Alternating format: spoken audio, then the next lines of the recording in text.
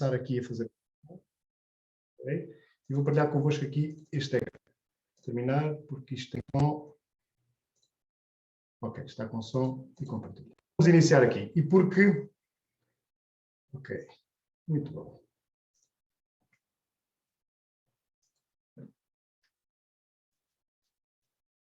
As velocidades do equipamento. Muito bem, ele está a carregar aqui a apresentação, entretanto, vamos avançando. Muito bem. E porque, boa tarde, que é boa noite, neste caso é boa noite, a apresentação tem servido para a tarde e para a noite e eu não vou alterando constantemente isto, mas é boa tarde, boa noite, bom dia. Há algumas pessoas, provavelmente, se estiverem fora. Ontem estava gente de Macau e era início da madrugada e por isso mesmo há aqui diferenças. Mas eu sei que há aqui algumas pessoas que já me conhecem, há outras que não, e por isso mesmo, sempre que faço este webinar, faço aqui uma ligeira apresentação, nada de muito aprofundado e nada de muito formal, só para pelo menos terem ideia de quem sou eu e com quem é que vocês estão aqui a lidar neste momento. Dizer-vos que sou Luís Varela, sou professor de informática e professor bibliotecário, já há alguns anos que também exerço o cargo de bibliotecário, em duas escolas e numa, aqui no agrupamento, mas há mais de 12 anos que exerço também este cargo de bibliotecário e nasci em Lisboa, cresci no Alentejo e agora vivo em Sesimbra. Portanto, neste triângulo que me move desde que me conheço, sendo que, de alguma forma, faz parte também daquilo que é a minha personalidade, toda esta diferença no meu crescimento e na minha infância e na minha adolescência, vivida principalmente no Alentejo. Isto está muito marcado daquilo que é a minha forma de estar. Há algum tempo fundei aqui o blog Educatec e ele foi criado principalmente com o intuito de chegar a mais professores, divulgando aqui algumas das áreas das competências digitais.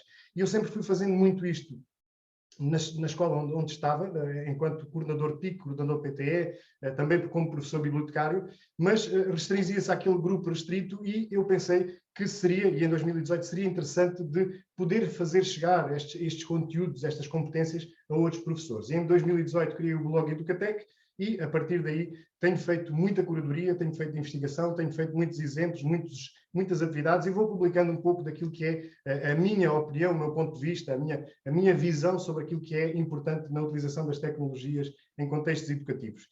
Depois surgiu e avançou muito rapidamente, porque no ano da pandemia eu avancei com uma versão beta da minha Academia Digital Educatec, é uma ideia que eu criei nessa altura, é uma plataforma de formação informal para professores, onde, neste caso, e com este programa aqui, ajudo professores com poucas competências digitais a dar passos muito progressivos na utilização, a ganhar consistência e a desenvolver efetivamente competências na área das competências digitais, da literacia digital. E esta academia, neste momento, eu tenho aproximadamente 60 professores que vou acompanhando ao longo do ano e dando aqui uma série de informações sobre conteúdos, sobre aplicações, sobre como utilizar as aplicações, como integrar o digital no trabalho analógico. Portanto, fazemos um pouco este trabalho que aqui está.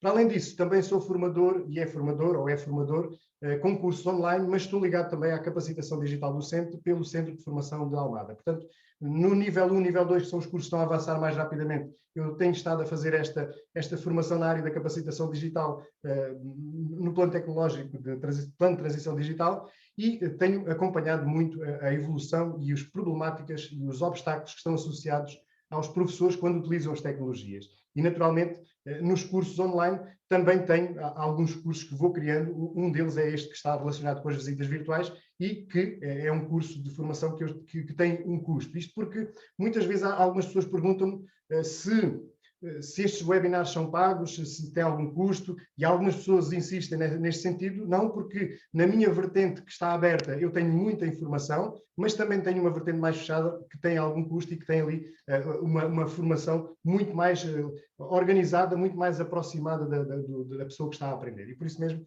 também tenho essa área e não é mal nenhum isso acontecer. O meu contacto direto para quem quiser sobre este tema ou outros é este que aqui está, luisvarela@educatec.pt, e o endereço online do meu blog é o www.educatec.pt.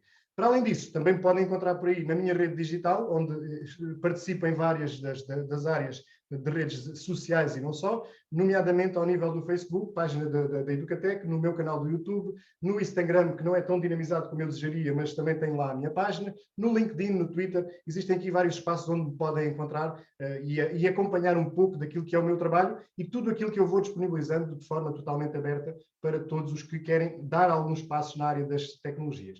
E esta introdução é importante porque no dia de hoje eu vou trazer-vos aqui algo em que tenho trabalhado bastante, em que tenho investigado, tenho feito alguns exercícios, tenho ajudado algumas pessoas, que é a questão das visitas virtuais. E para entender esta lógica das visitas, há muita coisa importante que tem que ser desmistificada, nomeadamente ao nível da técnica. Uma primeira parte deste webinar vai ser para contextualizar um pouco esta temática, falando aqui da questão da realidade virtual e aumentada, que às vezes surge sempre como pergunta, e se as visitas virtuais são realidade virtual ou realidade aumentada ou algo parecido, e eu vou aqui contextualizar e mostrar um pouco daquilo que é uma coisa em termos de realidades e a outra, e vou falar um pouco disso, mostrar-vos alguns exemplos de visitas virtuais, nomeadamente um que eu tive acesso hoje, que são de duas colegas de Ponte de Lima, que estando no curso fizeram uma visita à escola e está muito interessante e exemplifica exatamente aquilo que é a potencialidade desta ferramenta. Depois, falar um pouco da aplicabilidade, devemos usar ou podemos usar quando. Na segunda parte do webinar, eu vou então mostrar-vos quais são os 4 passos para criar essa visita virtual, as visitas virtuais, sendo que, à semelhança de outras áreas e outras aplicações e outras tecnologias, tudo começa numa ideia, há uma estruturação, há a criação e depois há a partida. Portanto, a lógica dos 4 passos são estes e eu vou falar-vos um pouco daquilo que é necessário, daquilo que poderá ser feito com estas visitas, mostrar-vos algumas aplicações, mostrar-vos um pouco daquilo que é mais importante. E na última parte, como é habitual neste webinar, eu mostro um pouco daquilo que é um atalho, que é o curso, como eu tenho montado e aquilo que está a ser colocado. E naturalmente que isto será sempre algo mais interessante para aquelas pessoas que têm mais dificuldades e que não conseguem, de uma forma muito rápida, conseguir chegar à produção, à criação deste produto. Tudo o que eu aqui vos vou trazer, porque não estarei a ocultar nada dentro deste webinar, é tudo aquilo que é necessário para criarem uma visita virtual. Com o que eu vos trago aqui hoje é suficiente, naturalmente que o tempo que levará a criar a visita dependerá das competências de cada um e dos conhecimentos e da superação dos obstáculos que aqui surjam. Pronto, e neste sentido, e fazendo esta introdução, vamos então para aquilo que é a contextualização. Algumas pessoas perguntam se as visitas virtuais que nós falamos são visitas virtuais de realidade virtual, ou seja, se estão relacionadas com a realidade virtual. Dizer que este conceito está muito associado a uma tecnologia que faz aqui uma ligação entre o homem e os equipamentos, utilizando a simulação da realidade. E ela é feita de forma virtual. Há aqui uma simulação da realidade utilizando imagens 360 ou imagens 3D criadas com ambientes simulados. Portanto, quando falamos em realidade virtual, estamos a falar naturalmente de situações que não são reais, mas que simulam a realidade. Então, eu trago-vos aqui um pequeno exemplo daquilo que poderá ser considerado realidade virtual, nomeadamente ao nível da educação. No Dubai, a realidade virtual foi já aplicada à área da educação. Houve relevância e uma oportunidade de integrar a realidade virtual para enriquecer e redefinir as experiências de aprendizagem. Há aplicações como a Tilt Brush da Google, que permite aos estudantes criar obras de arte impossíveis, pintar com fogo, levá-los ao interior do corpo humano para aprenderem sobre biologia de dentro para fora, ou numa viagem no tempo para aprenderem sobre o passado. Podemos derrubar as paredes da sala de aula e levar os estudantes a qualquer parte do mundo. É a computação espacial. É uma mudança monumental de iPads e ecrãs táteis para equipamentos de realidade virtual, computação espacial e tecnologia imersiva. No domínio da arquitetura... Ok, este é um excerto de um pequeno documentário, de um documentário sobre várias áreas onde a realidade virtual está a ter algum impacto, nomeadamente ao nível da educação. Mas podemos aqui verificar que quando falamos em realidade virtual estamos a falar em algo que é imersivo num ambiente virtual. Portanto, este é o conceito da realidade virtual. E depois temos um outro conceito, que é o conceito da realidade aumentada. E neste conceito há aqui uma diferença, que é a possibilidade de uma tecnologia se sobrepor a alguns objetos não reais àquilo que é a nossa visão da realidade. mas não é na realidade que isto vai acontecer. Isto acontece através dos equipamentos. Por exemplo, se nós tivermos um tablet ou um telemóvel que está a apontar para uma determinada localização da nossa secretária, é possível que nessa visão por entre o equipamento nós consigamos ver outros objetos. Portanto, aqui há ambientes reais com objetos simulados ou virtuais com alguma interatividade. Portanto, é transportar alguns objetos não reais para a nossa visão da realidade. E nesse sentido também há aqui um pequeno vídeo que é de uma empresa que trabalha na área da realidade aumentada e que fala um pouco da possibilidade de integrar a realidade aumentada ao nível da educação.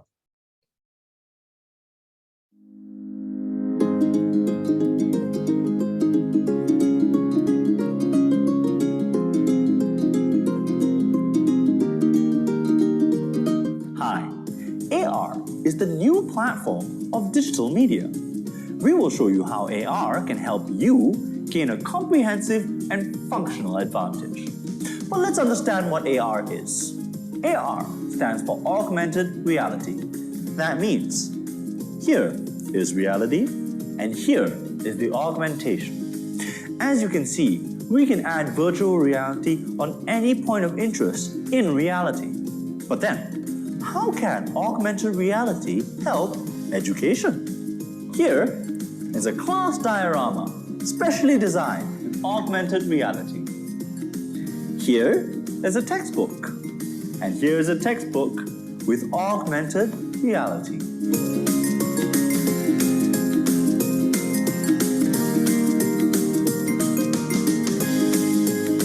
As you can see, now with the help of any smartphone, you can add more to any educational item that was ever thought possible. It's an engaging experience, and best of all, it's a controlled experience, which means no distractions. This experience can be added to any existing printed medium. And yet, there is more. If ever there are any updates or changes, you can do it digitally, and the students using the app will get the updated experience right away. Let's make education fun and engaging with augmented reality's interactions and functions. Now, why not enhance your product today with Mosaiku's augmented reality?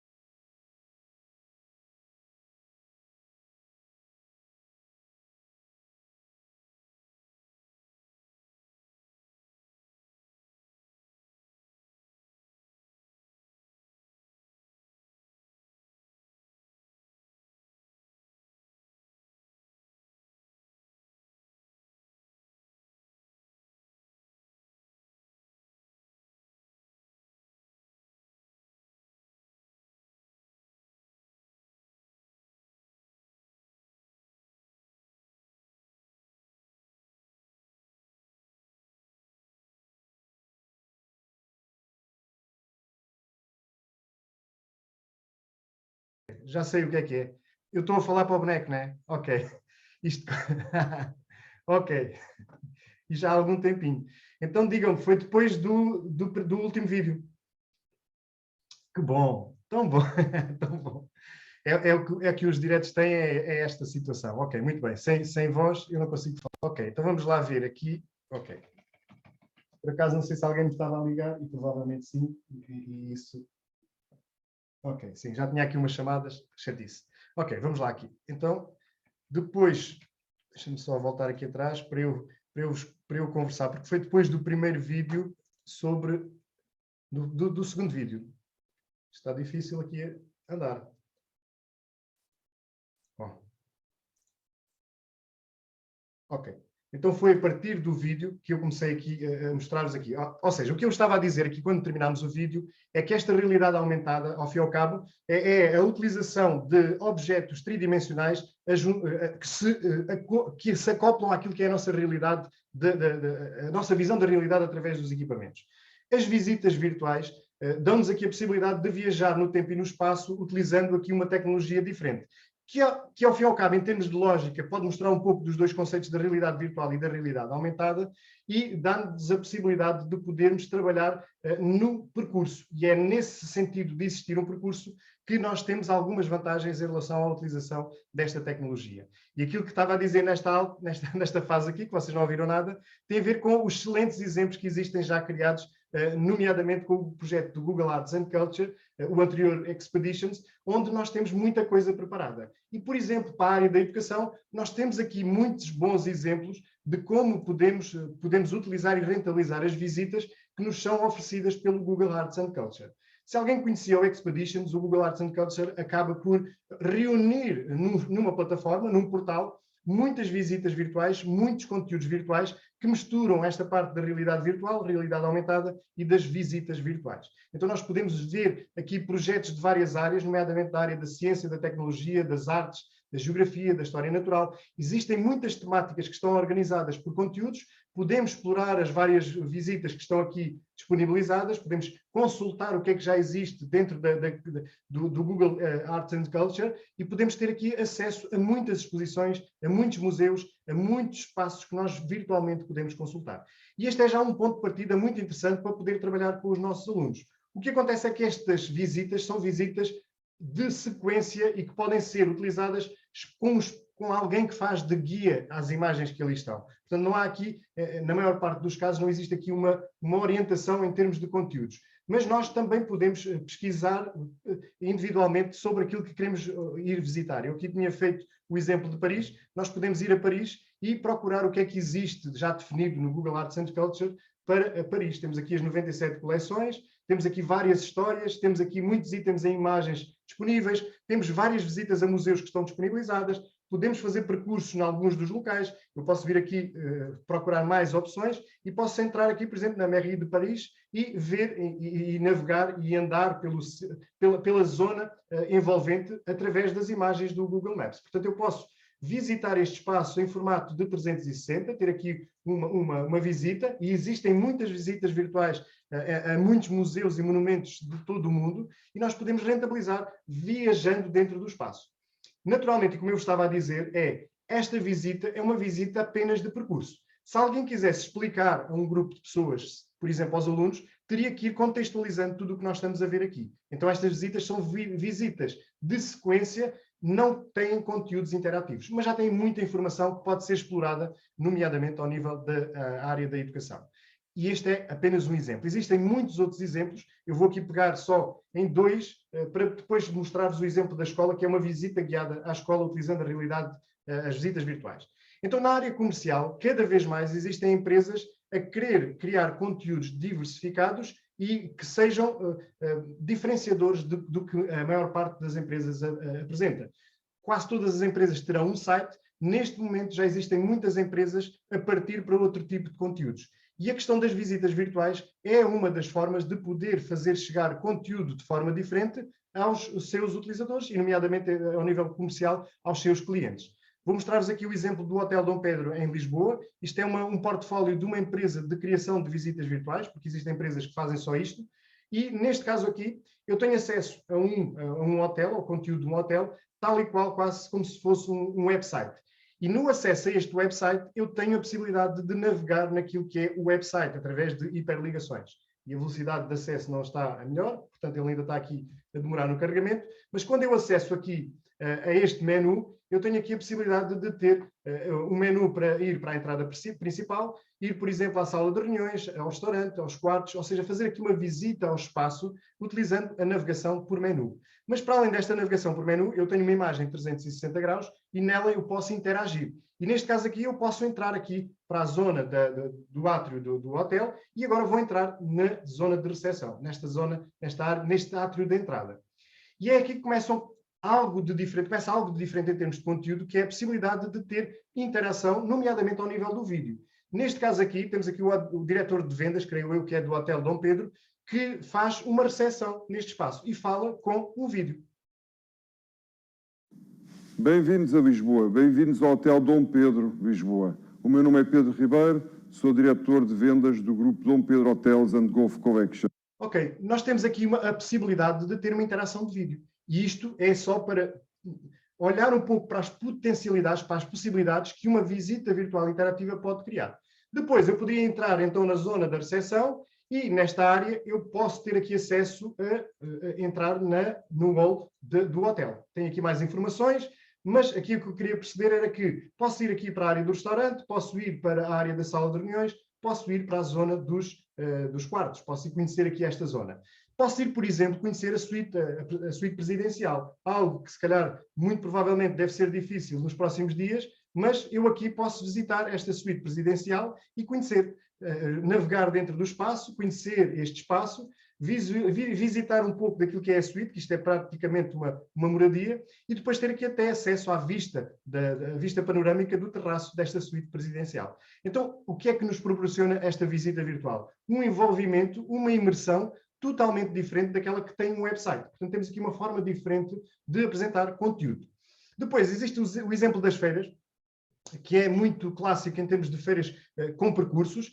Temos o exemplo dos museus, que também é muito conhecido e muito habitual. Cada vez mais são os museus que vão disponibilizando as visitas interativas, e isto é excelente quando se fala de educação, porque nós podemos ter aqui, ou antes da visita, ou na impossibilidade de visitar, ter a possibilidade de emergir dentro de uma visita a um determinado museu. Portanto, eu aqui vou colocar a visualização em ecrã total. Estas visualizações podem sempre ser feitas utilizando os óculos de realidade virtual, que criam maior imersão dentro dos espaços. E temos aqui muita interatividade.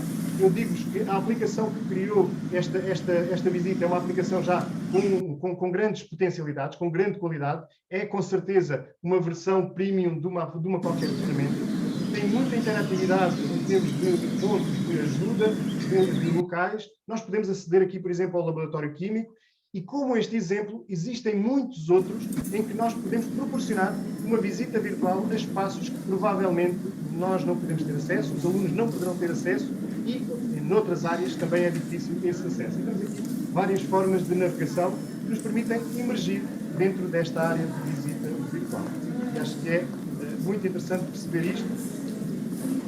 E agora, isto é sempre muito interessante.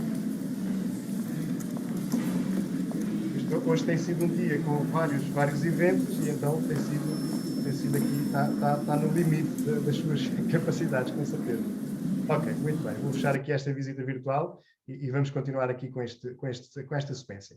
E nesta sequência, eu depois, esqueci-me de dizer, esta apresentação, amanhã é de enviar tudo que hoje aqui partilhar convosco, seja a apresentação, seja os links, sejam exemplos, eu vou partilhar isto tudo convosco, onde receber no e-mail toda esta informação, portanto não tem que se preocupar muito em ter anotações muito específicas, eu depois envio tudo isto. Se quiserem ir tirando algumas notas, são importantes, mas a especificidade de ligações e tudo isto está na apresentação, tudo isto vai ficar disponível. E hei de incluir depois naquilo que vou partilhar convosco, algo que eu acho que é muito, muito, muito interessante. E eu vou ver se consigo encontrar, está aqui, que é o exemplo que eu estava a dizer das colegas do Ponte de Lima. E no exercício prático que elas tiveram a fazer no âmbito do curso, decidiram fazer aqui uma visita virtual ao espaço da área envolvente de Ponte de Lima. E começam por ter aqui uma apresentação sobre a vila de Ponte de Lima, falando aqui um pouco da parte de contextualização. Depois tem aqui o acesso à zona da escola, em termos de localização do mapa, temos aqui o acesso à zona da escola e podemos fazer aqui a visita virtual à zona da sede de agrupamento. E é aqui que começamos a fazer a nossa navegação. Esta é uma apresentação que ainda não está completa, elas ainda estão a trabalhar nela. Vão ter aqui na entrada um vídeo não sei se é aqui na entrada, se é na zona dos blogs, vão ter aqui o vídeo do diretor a fazer uma mensagem de boas-vindas. Temos aqui informações sobre o patrono e sobre o hino da escola, que está aqui visível nesta imagem. Temos depois aqui a entrada para a zona principal. Reparem que há aqui elementos 3D que são colocados aqui no percurso da escola. E na área de entrada da escola, na zona, depois de entrar na zona da escola, vamos ter aqui imagens com a nossa navegação. E nós podemos aqui aceder ao bloco 1, podemos aqui ir ao bloco administrativo, podemos ir aqui ao bloco 2, ao bloco 4, ao bloco 3. Temos aqui a navegação feita por percursos. Entrando aqui no bloco administrativo, nós vamos poder entrar dentro de um espaço onde temos acesso, por exemplo, à biblioteca, temos aqui acesso ao primeiro andar, temos aqui acesso à secretaria, ali à reprografia. A ideia desta visita virtual é que os alunos do primeiro ciclo comecem a ter contacto com os espaços através de uma visita virtual. E este é o ponto de partida. Por exemplo, aqui na biblioteca já estão a incluir aqui a interação com alguns elementos dentro do espaço e na biblioteca temos aqui, por exemplo, uma figura, que é uma menina, e depois tem a leitura. Ok, há de ter aqui a leitura de uma menina. Poderás, para além de ler livros, realizar pesquisas e outros trabalhos. Ou seja, há aqui uma interação de áudio também com a parte da visita virtual. Então este é um exemplo, a visita depois continua, vai a vários espaços da escola, mas este é o objetivo principal daquilo que pode ser uma visita virtual. Então aquilo que as visitas virtuais permitem é exatamente algo deste género. E a vários níveis. Nós estamos a falar aqui muito na área da educação, porque a grande maioria das pessoas que aqui estão são professores, mas isto pode ser extrapolado para a área dos museus, para a área dos municípios, na ligação das escolas com os municípios, com o património histórico, natural, edificado, com tudo aquilo que é possível fazer em termos de visita. Com a diferença de que nas visitas virtuais, ao contrário do Google Maps, nós podemos direcionar as apresentações. E com tudo isto, e porque eu disse também que isto era possível, a questão coloca-se às vezes se para que esta tecnologia funcione bem, se é necessário ter óculos de realidade virtual. E, naturalmente, que sobre isto é importante de reflexão. Às vezes isto pode gerar alguma confusão, mas não é totalmente necessário, nem é obrigatório que as visitas virtuais estejam associadas a óculos de realidade virtual. Mas podem ser utilizados, porque há várias experiências nesse sentido de poder utilizar os óculos de realidade virtual para estas visitas virtuais. Entretanto, eu vejo que a Luísa tem ainda a mão no ar, não sei se tem a ver com o problema de há pouco, com o bug do microfone, se tem alguma dúvida para colocar, ou alguma questão. Não, pelos vistos não. Então eu vou... ok. Não, ok. Então, se puder, baixa aí a mãozinha, que eu assim já fico com essa noção. Ok, muito bem. Então, deixem-me só destacar-me aqui para ver se vocês têm uma visão melhor daqui da minha pessoa, porque eu vou falar-vos aqui da possibilidade dos óculos de realidade virtual. E porque também já fui fazendo algumas experiências, porque é do meu interesse, e fui testando aqueles óculos de gama baixa, que poderão ter algum interesse, nomeadamente ao nível da educação, porque os custos são bastante baixos. E trago-vos aqui um exemplo que é baseado no Google Cardboard, ou seja, é feito totalmente em cartão, são óculos para visualizar realidade virtual em cartão, que têm umas lentes aqui colocadas e funcionam com um smartphone, ou seja, nós colocamos o smartphone com a aplicação correta para ler as visitas virtuais, ou seja, a realidade virtual, e com os óculos nós podemos fazer a visualização 360 do espaço. Naturalmente, eu estou a falar aqui de uns óculos que a Google Cardboard tinha mais ou menos ali por volta dos 5 a 10 euros, dependendo dali de alguns pormenores, detalhes nos óculos, nomeadamente a questão dos elásticos para segurar a cabeça, de ter aqui alguma proteção ao nível da testa quando nós colocávamos os óculos, dependia um pouco disso. Mas naturalmente que a experiência com este tipo de óculos é muito reduzida, é muito má. Ou seja, nós conseguimos ter a sensação de que estamos ali numa visita virtual utilizando 360 graus, mas não temos muita qualidade de imagem nem de imersão. E, naturalmente, não se podia esperar isso de um equipamento tão barato. Normalmente, nós percebemos que, às vezes, quando nós queremos qualidade, efetivamente, nós temos que a pagar. Depois temos um upgrade daquele cardboard, do Google Cardboard, já feito num material diferente. Funciona exatamente da mesma forma, ou seja, tem um suporte mais robusto para o smartphone, já tem umas teclas para aproximar ou afastar as lentes, já tem lentes com uma maior qualidade, tem aqui aproximação, já tem os elásticos que fixam à cabeça, umas esponjas que impedem aqui o contacto direto com a testa, e nós podemos utilizá-los sem mãos, e, em alguns casos, com um comando que nos dá instruções através da realidade virtual. Portanto, nós podemos utilizar estes óculos para visualizar vários elementos de realidade virtual, e, nomeadamente, as visitas virtuais.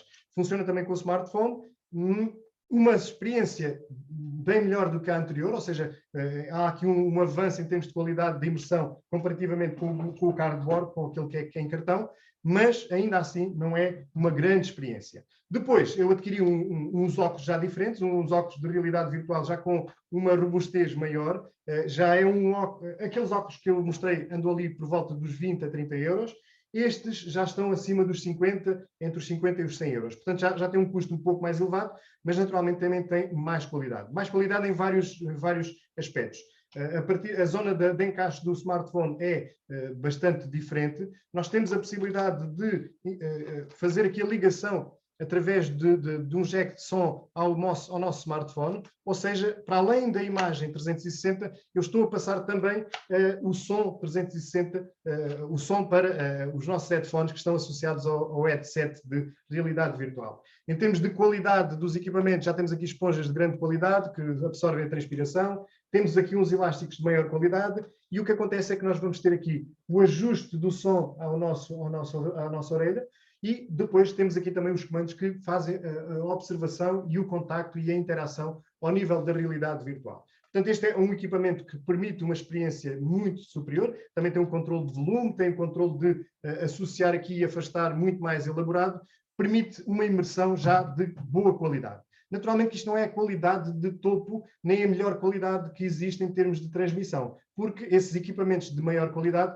são equipamentos muito mais caros. E para quem tem essa possibilidade, e se forem empresas, instituições, câmaras municipais, podem ter acesso a este tipo de equipamentos mais facilmente porque têm verba financiada para poder fazer este tipo de aquisição. Nas escolas isso é muito difícil. Para criar algum tipo de experiência, poderá ser com algum tipo de headset deste género, uns óculos de realidade virtual que nos permitem algum tipo de imersão, algum nível de imersão, e que em algum projeto se calhar conseguimos comprar 2 ou 3 para um espaço maker ou para algum tipo de projeto ou iniciativa na escola. Agora, este tipo de tecnologia ainda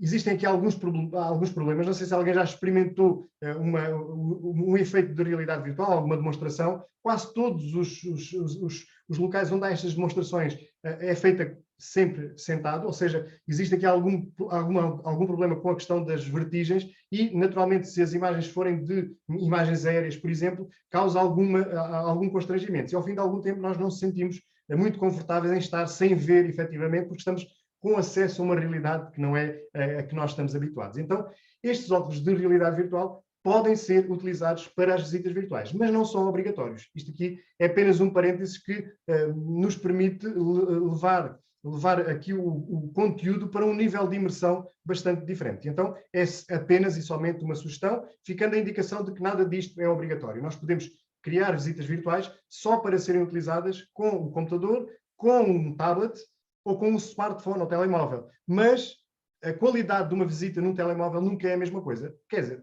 no meu ponto de vista, não é a mesma coisa em quase nada que nós fazemos. Na leitura, na escrita, naquilo que são as interações, dá para fazer algum tipo de interação, mas em termos de qualidade e de imersão, naturalmente que num computador é sempre muito mais, de muito maior qualidade. Ok? Não sei se alguém quer colocar uma questão até aqui ao momento, se ficaram com alguma dúvida em relação a este aspecto, era importante falar, porque algumas pessoas pensam, julgam, têm a noção de que estas visitas virtuais só são possíveis com os óculos de realidade virtual. Não, não é verdade. Ok?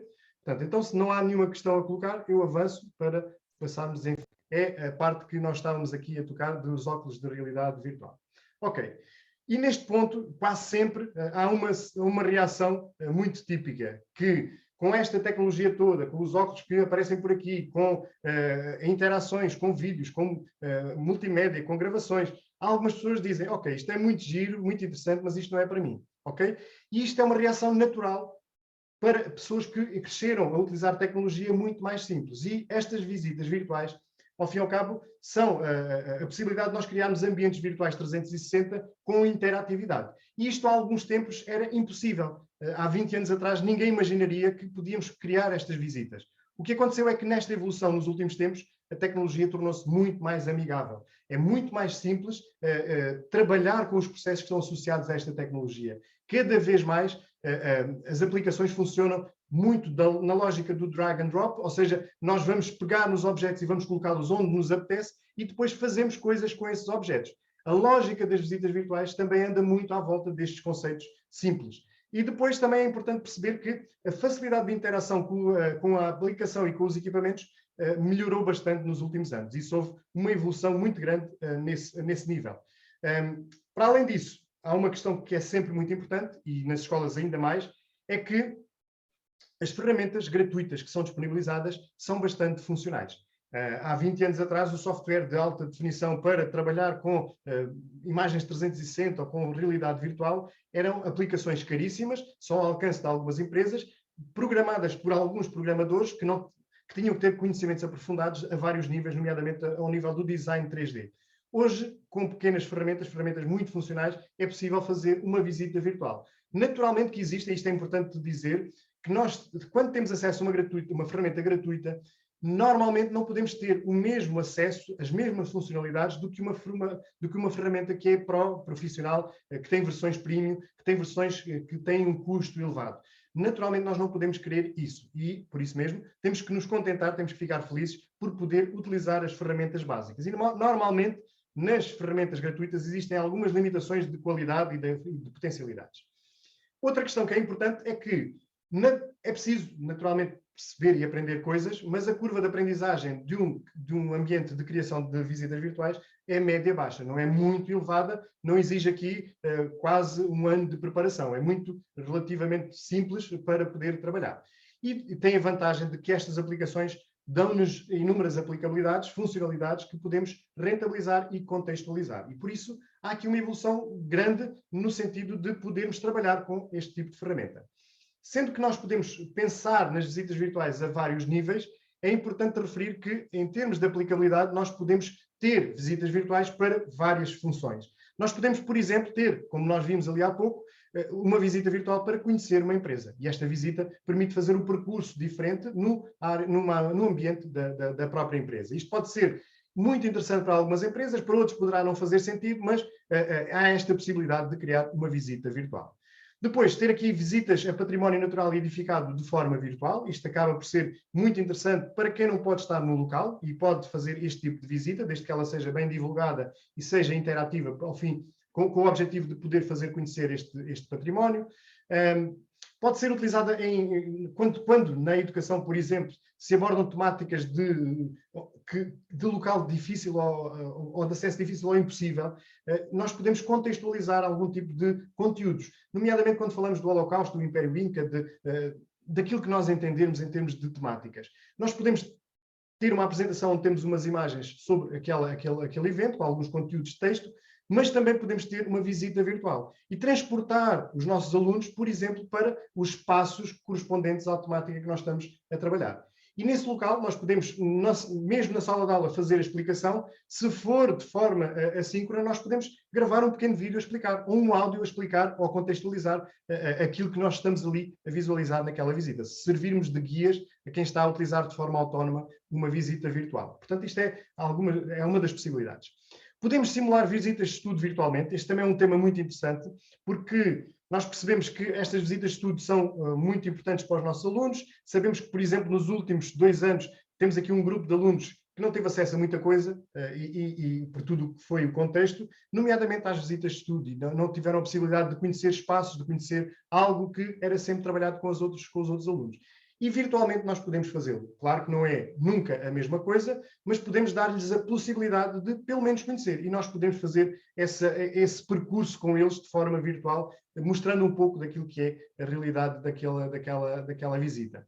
Podemos preparar aulas de campo de forma virtual, ou seja, se tivermos imagens de 360 de um espaço, não precisamos de ir a esse espaço para poder realizar a aula. Portanto, há aqui às vezes limitações na saída e no transporte e na deslocação e nos seguros, etc, etc. Nós podemos preparar algumas aulas de campo de forma virtual. E eu falo nisto porque, para além da área da educação, há muitas áreas de formação que podem utilizar espaços virtuais para poderem trabalhar e aprender. E isto também é possível na educação a vários níveis. Outro ponto que eu aqui coloco, e acho que é sempre muito importante, e toco sempre neste ponto, porque sendo professor bibliotecário numa escola secundária, fui durante 3 anos, depois numa escola de segundo e terceiro ciclo, durante mais 7 anos, nós acompanhamos trabalhos dos alunos que são trabalhados através que são lançados pelos professores para que os alunos façam na biblioteca, e eu digo-vos sinceramente, sem qualquer problema, que 90% dos trabalhos quase sempre culminam em relatórios no Word ou apresentações em PowerPoint. Uma grande parte daquilo que são os produtos. Felizmente foi evoluindo, já há alguma diferença, mas ainda prevalece o relatório e a apresentação. E nós temos que perceber que na diversidade do que é digital, nós podemos ter vários tipos de produtos criados pelos alunos. E por que não, numa apresentação, num tipo de trabalho em que há um percurso, poder pedir aos alunos que façam uma visita virtual para fazer a sua apresentação. Isto implica competências digitais dos alunos, implica um trabalho diferenciado, mas o resultado final é diferente. E é muito envolvente e acaba por ser imersivo se o resultado for muito positivo. Isto pode ser trabalhado progressivamente, mas pode ser uma forma de trabalhos feitos pelos alunos serem apresentados utilizando esta tecnologia. Os circuitos, naturalmente, são sempre uma boa estratégia para aplicar a realidade, as visitas virtuais. E, neste caso aqui, temos os circuitos do património histórico, ao nível literário, ao nível biográfico. Nós podemos sempre pensar em todas as áreas em que possamos ter um percurso, um circuito. A visita virtual é, naturalmente, algo de funcional, de execuível. E isto é importante porque esta tecnologia que eu aqui vos trago não tem que ser sempre utilizada por todos, é apenas mais um exemplo, mais uma ferramenta, mais uma metodologia para poderem trabalhar nas escolas, é uma ferramenta para poder criar produto noutras áreas, mas é apenas mais uma sugestão de trabalho. Não tem que ser sempre assim, até porque há muitas temáticas que não encaixam numa visita virtual. E às vezes as pessoas têm a tendência de olhar para as novidades, para as tecnologias e dizer assim, olha, agora vou utilizar as visitas virtuais. Elas têm que ser contextualizadas e há muitos casos em que isso não é possível. E aqui coloca-se a questão, ok, já percebi que isto tem aqui algumas facilidades, mas como é que nós fazemos esta visita virtual? A questão que se coloca aqui é como é que nós vamos fazer isto? Porque parece ser muito diferente daquilo que é habitual em termos de produtos que nós criamos utilizando tecnologia digital, e para quem não conhece, para quem nunca fez, e já agora eu paro só para perguntar, porque eu não fiz esta pergunta. Alguém dos presentes já criou alguma visita virtual alguma vez? Já alguma vez utilizou esta tecnologia? Dos que têm a carinha aqui visível, que são uma minoria, não utilizaram ainda as visitas virtuais. Ok. Muito bem. Provavelmente, se calhar é mais fácil. Se alguém utilizou, levanta aí o bracinho real ou o virtual. Também pode ser o virtual. Ok, parece-me que ninguém utilizou esta tecnologia. Portanto, estamos aqui perante pessoas que nunca utilizaram. E provavelmente, ok, a Carmen tentou, foi isso que eu li qualquer coisa aqui de repente. Ok, muito bem. Tentou, esboçou, mas não conseguiu. Ok, muito bem. Portanto, temos aqui um grupo de pessoas que não utilizou esta tecnologia. Portanto, provavelmente, pergunta-se utilizar. Como em qualquer área, como em qualquer tecnologia, como em qualquer ferramenta, como em qualquer produto, projeto ou atividade nós fazemos, tudo parte de uma ideia. E aqui volto a reforçar que esta ideia tem que ser execuível numa visita virtual. Portanto, nós, se tivermos uma ideia, temos que a encaixar naquilo que é a lógica de funcionamento da visita virtual. Então, se eu tenho um produto que é maioritariamente direcionado para a criação de vídeo, não encaixa naquilo que é uma visita virtual. Então, nós temos que ter a ideia e perceber se essa ideia é execuível ao nível da realidade da visita virtual. E isto é um ponto de partida importantíssimo, porque é o primeiro passo para que nós possamos ter sucesso naquilo que vamos criar em termos de visita. Então, a ideia é o ponto de partida e é a base para nós termos todo o conteúdo que necessitamos. Então, na segunda fase, vamos ter a parte da estruturação, planificação e os conteúdos. E aqui o que vos estou a dizer, e que vou aqui trabalhar nesta fase, não é novidade nenhuma para as pessoas que aqui estão. Porque a maior parte são professores e provavelmente já prepararam conteúdos, já prepararam apresentações, já prepararam guiões de atividades, já prepararam guiões de visitas de estudo, já prepararam tudo isto. Então há que estruturar e depois há que arranjar os conteúdos. Então, ao nível da planificação, é sempre importante isto. Então, nós temos que saber onde é que começa a visita, qual é o percurso desta visita, temos que saber que tipo de percurso é que vamos querer, como é que nós nos queremos movimentar dentro da nossa visita, e este percurso poderá ser um percurso simples, onde nós vamos fazendo quase como se fosse uma apresentação em PowerPoint, da primeiro local para o segundo, do segundo para o terceiro, do terceiro para o quarto, e assim sucessivamente, ou então pode ser mais interativa. E aqui é uma visita que pode ser feita de forma autónoma pelo utilizador, seguindo os vários percursos que entender. Então, a visita pode ter vários estilos. E este esboço inicial, por muito que se fuja a ele, é muito importante. Este esboço inicial pode poupar-nos muito tempo na elaboração daquilo que é a nossa visita, porque ele é o que vai criar o percurso para que nós o possamos montar dentro da nossa visita virtual. Então, eu aqui no quadro vou explicar um pouco daquilo que é esta estrutura, principalmente aqui diferenciando aquilo que são deixa-me só ver, destacar, aquilo que é a diferença entre a visita linear e a visita interativa. Muito facilmente irão entender, porque a lógica de funcionamento é muito simples, mas é importante perceber porque nós temos que a planificar. Seja numa folha de papel, seja num quadro, seja numa folha com um desenho mesmo digital, nós devemos planificar esta estrutura. Então nós temos aqui, neste caso, 4 pontos da nossa visita e vamos planificar uma visita linear. A planificação de uma visita linear é muito semelhante àquilo que é a criação de uma apresentação. Nós temos aqui 4 pontos, temos o ponto A, o ponto B, o ponto C e o ponto D, e estes pontos correspondem a zonas da visita. E o que diferencia aqui a estruturação é que eu tenho que saber que tenho um conteúdo, uma zona A, uma imagem A, tenho uma imagem B que é noutro local, esta C que é noutro e esta D que é noutro. Em termos de sequência de funcionamento, eu vou da zona A para a zona B, da zona B para a zona C e da zona C para a zona D. Esta é a estruturação do percurso, é um percurso linear. Mas, para além do percurso linear que eu aqui vou ter, eu poderia dizer a esta estrutura que, neste ponto A, imagina que era ali a entrada da escola, eu queria ter aqui um vídeo com o diretor a fazer a apresentação. Então, eu tinha a ligação a um determinado vídeo e este vídeo ia ter um conteúdo. Mas, para além disso, eu podia ter aqui um pontinho de informações e este pontinho de informações ia dar-me aqui o acesso a um texto. Ok. E temos aqui, por exemplo, um áudio, uma música que era tocada num determinado ponto. Ou seja, o que eu estou a dizer é que no plano de trabalho que nós vamos fazer, vamos ter que definir o percurso e vamos ter que definir os pontos de interação que nós queremos. E nestes pontos de interação depois estão os conteúdos. O que é que eu preciso? Preciso de um vídeo, preciso de um texto, preciso de um áudio gravado. Preciso de uma imagem, 2 imagens, 3 imagens, 4 imagens e preciso de outros conteúdos que eu vou associar. Esta ligação que aqui está podia estar em qualquer um deles, nomeadamente, imaginem que eu estou aqui, este ponto C é um dos átrios da escola, mas eu neste átrio da escola eu queria o acesso, por exemplo, ao interior. Ok, então eu podia fazer a partir daqui uma ligação ao interior. E esta ligação é uma ligação de vai e vem. Portanto, eu podia ir para o interior e sair do interior para este ponto C. Então, esta planificação linear é a nossa estrutura de criação e de navegação, onde vamos selecionar os conteúdos que necessitamos. E isto é fundamental quando nós estamos a planificar uma visita. Mas esta é a visita mais simples. Pensando nela como se fosse um PowerPoint, temos o diapositivo 1, o 2, o 3, o 4 e assim sucessivamente. E temos aqui as ligações. Depois, temos aqui a planificação, a estruturação de uma visita mais interativa, guiada. Então aqui, vamos ter aqui, eu vou centralizar num ponto A, que poderia ser o ponto de partida, e depois sabia que tinha que ir a um ponto B, a um ponto C, a um ponto D e a um ponto E. Portanto, eu tenho que, neste caso aqui, ter vários pontos que são os locais que eu quero visitar. É importante perceber que cada um destes pontos são imagens 360.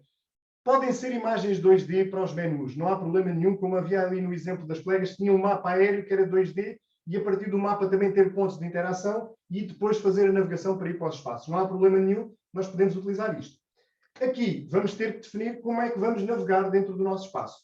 Então eu poderia dizer, ok, o ponto A é o ponto de partida e eu vou colocar aqui 4 botões, ok? E estes 4 botões, este vai-me levar para o E, este vai-me levar para o B, este vai levar para o C e este vai-me levar para o D. Portanto, eu tenho aqui a navegação entre os passos. Mas eu também podia dizer que aqui tinha um botão que voltava ao A. E que aqui tinha um botão que voltava ao A. E aqui também, e aqui também. Portanto, o que eu estou a fazer aqui é dar a possibilidade de que o utilizador vai e vem dentro deste espaço. E estamos aqui a criar uma navegação diferente.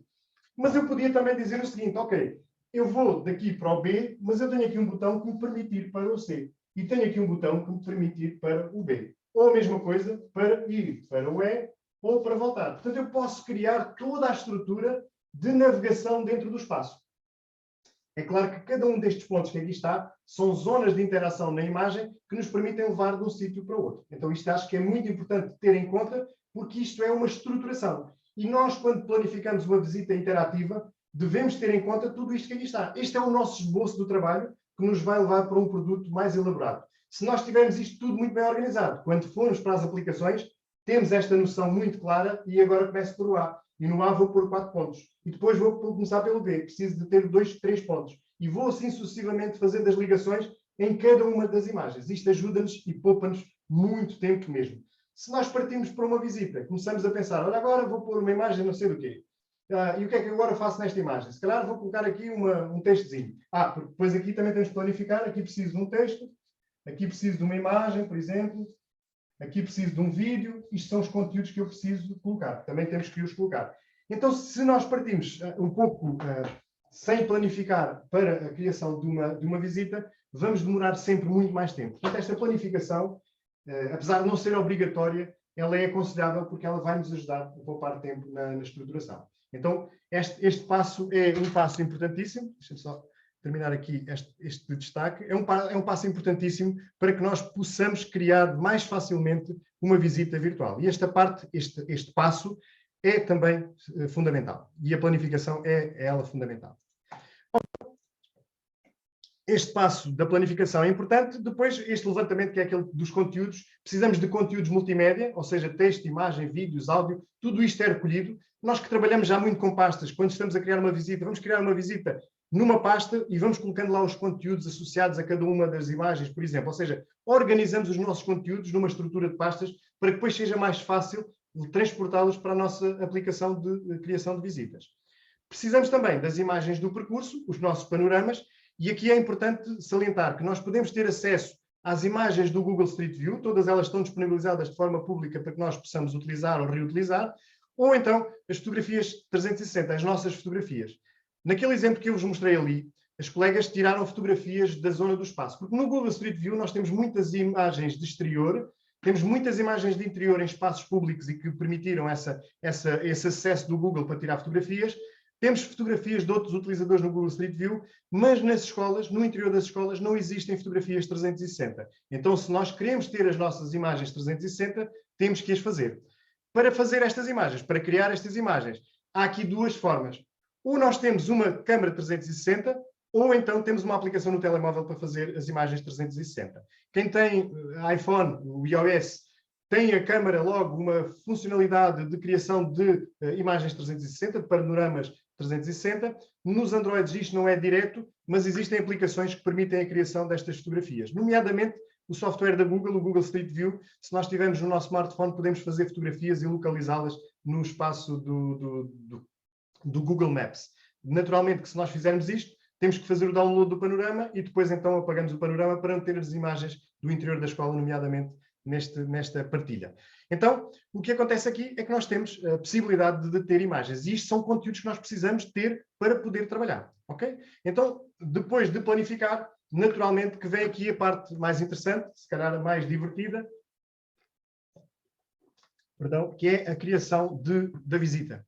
Ou seja, quando vamos colocar as mãos na massa. E esta é a parte prática, a parte mais técnica, que exige aqui alguns conhecimentos ao nível do software. Nós vamos ter que ter programa para fazer esta criação. E ao nível da criação das visitas virtuais, vamos ter aqui várias ferramentas. Aquilo que eu vos fiz referência é que existem, para todos aqueles que não são da área específica da educação e que têm a possibilidade de adquirir um software de qualidade para criar as visitas virtuais, existe uma panóplia de ofertas. Temos aqui o Matterport, o CloudPano, o Kula, o Pix, Panoskin, o GoTrue, o My360.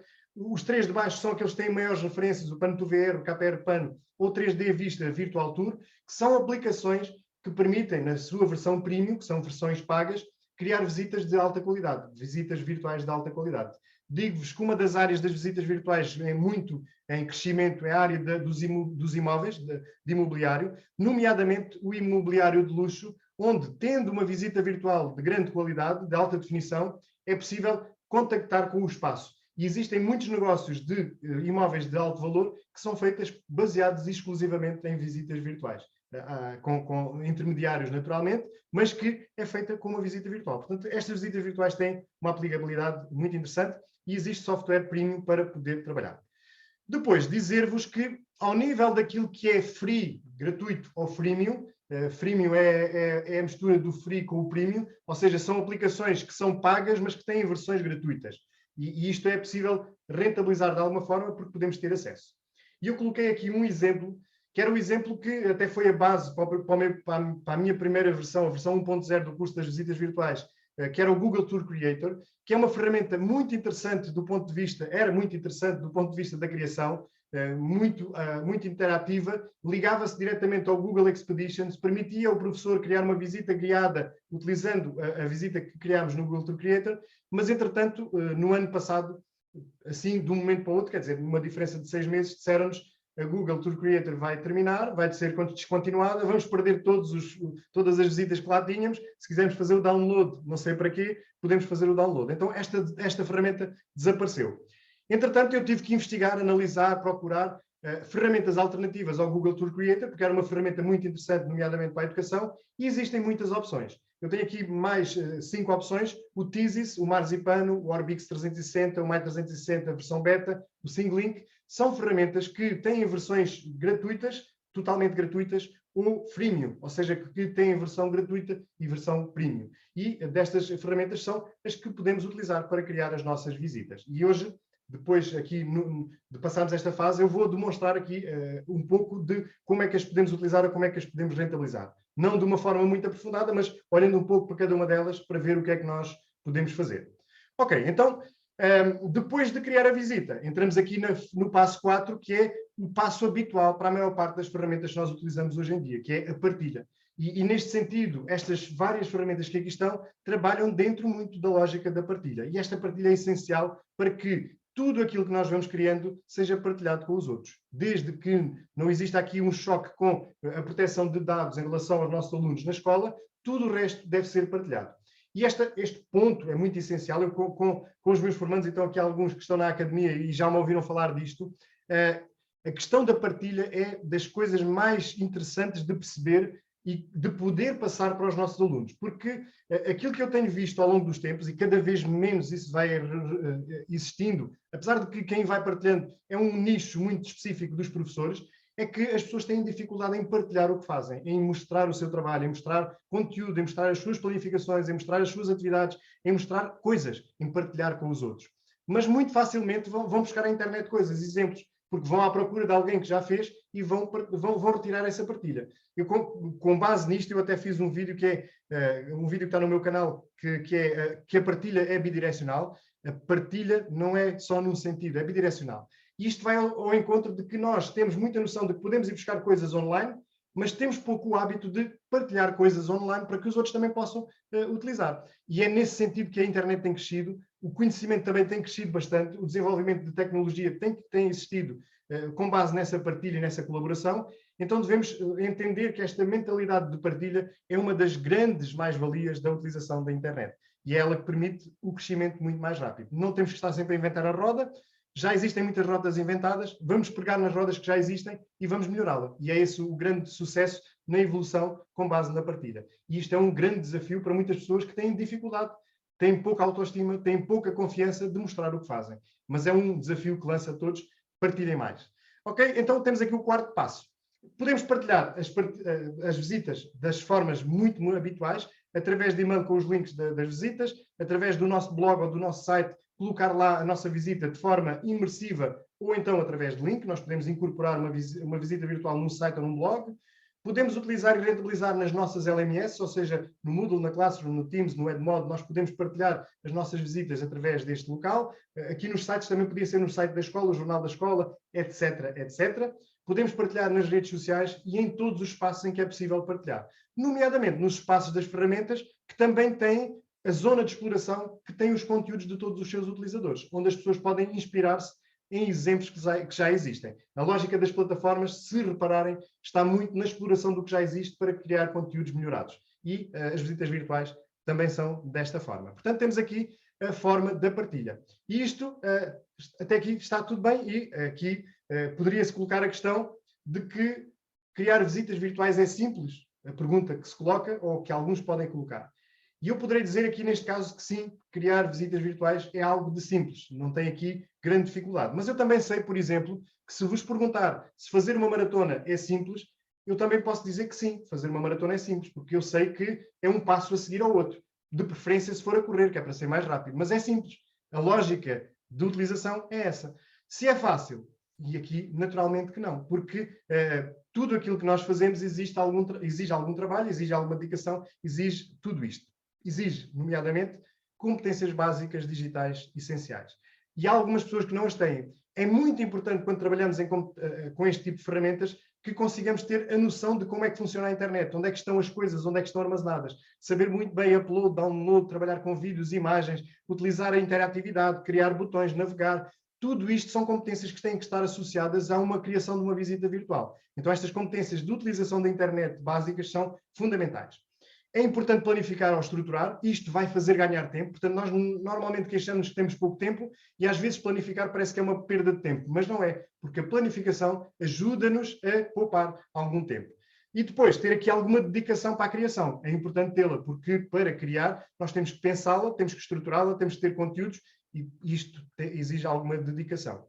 É importante também criatividade, porque fazer uma visita baseada em conceitos analógicos que nós temos muito ancestrais, então não podemos estar a criar algo que não tem muito sentido em termos de interatividade naquilo que estamos a apresentar ao nosso público-alvo, a quem vai visitar aquela visita. Então esta criatividade na criação poderá levar-nos até a criar escape rooms dentro de uma visita virtual. Nós podemos ter um percurso e nesse percurso haver uma ligação a um conjunto de desafios que têm que ser respondidos com base nas pistas que nós vamos colocando dentro da nossa visita virtual. Tudo isto faz parte da lógica de funcionamento daquilo que é digital. E às vezes nós tentamos muito facilmente passar para uma fase diferente. E eu eu gosto de dar este exemplo que é, porque é que o PowerPoint teve tanto sucesso? Porque o PowerPoint é a digitalização de um processo. Nós já utilizávamos um retroprojetor, foi só pegar na ideia do retroprojetor, passar para um diapositivo e aquilo é tudo igual, com vantagens, porque tem multimédia, tem imagens, tem tudo isto. Mas o funcionamento é igual, é básico e é igual. E isto foi muito fácil. Eu costumo dizer também que o Padlet também é muito utilizado porque ele é uma réplica daquilo que é um mural que nós temos na escola.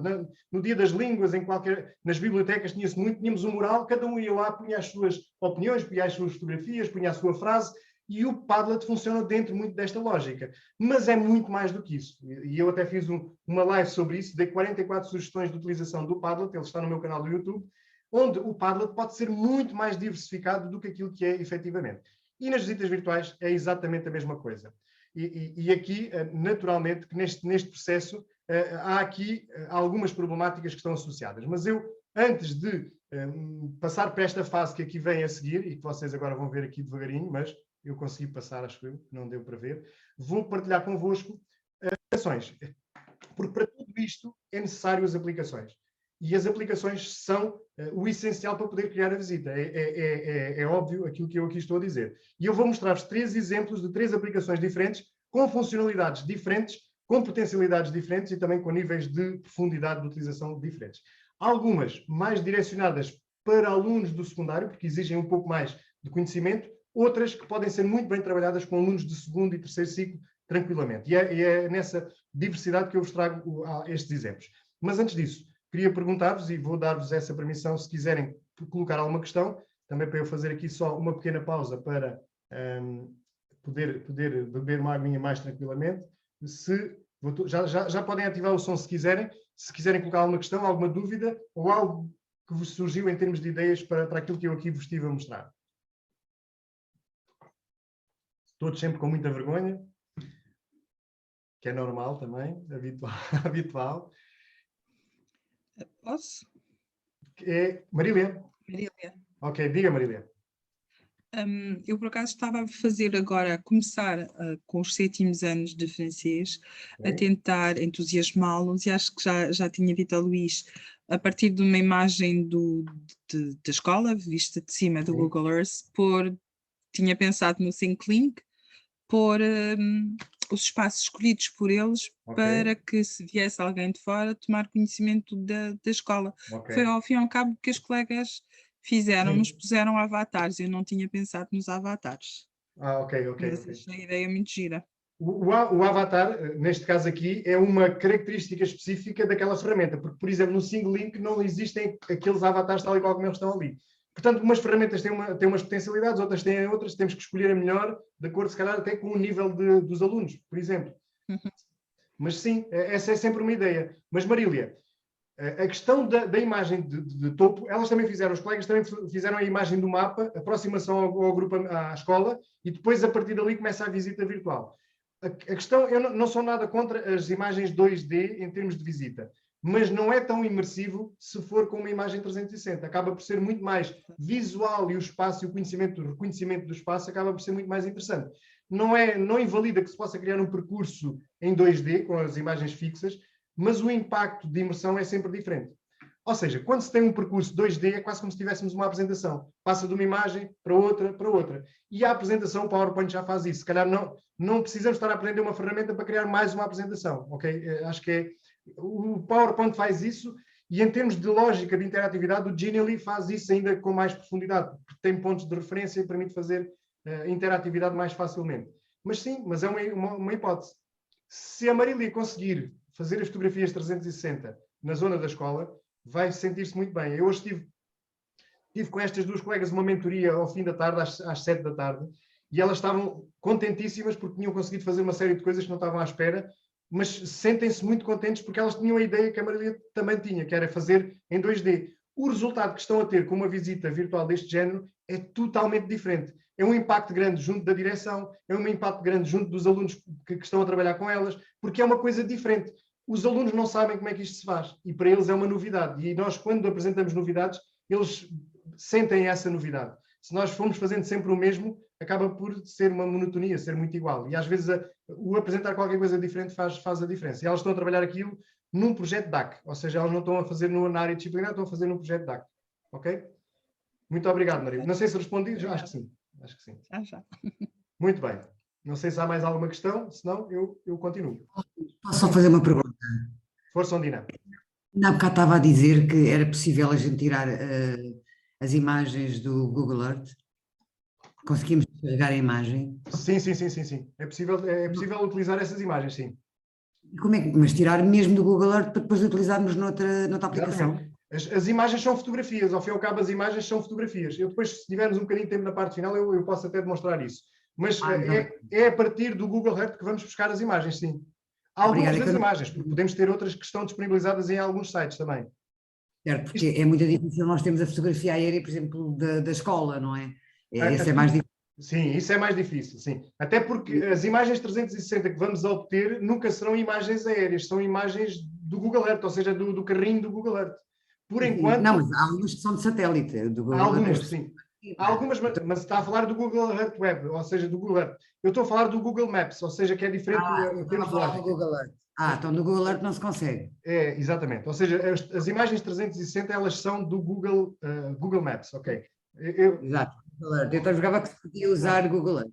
Não. Obrigado. Do Google Earth, Sondina, a única coisa que podemos é ter filmagens, ou seja, ter percursos em filmagem. Podemos ter navegação em filme e gravar esse filme. Também. Okay? Podemos fazer batalha do filme.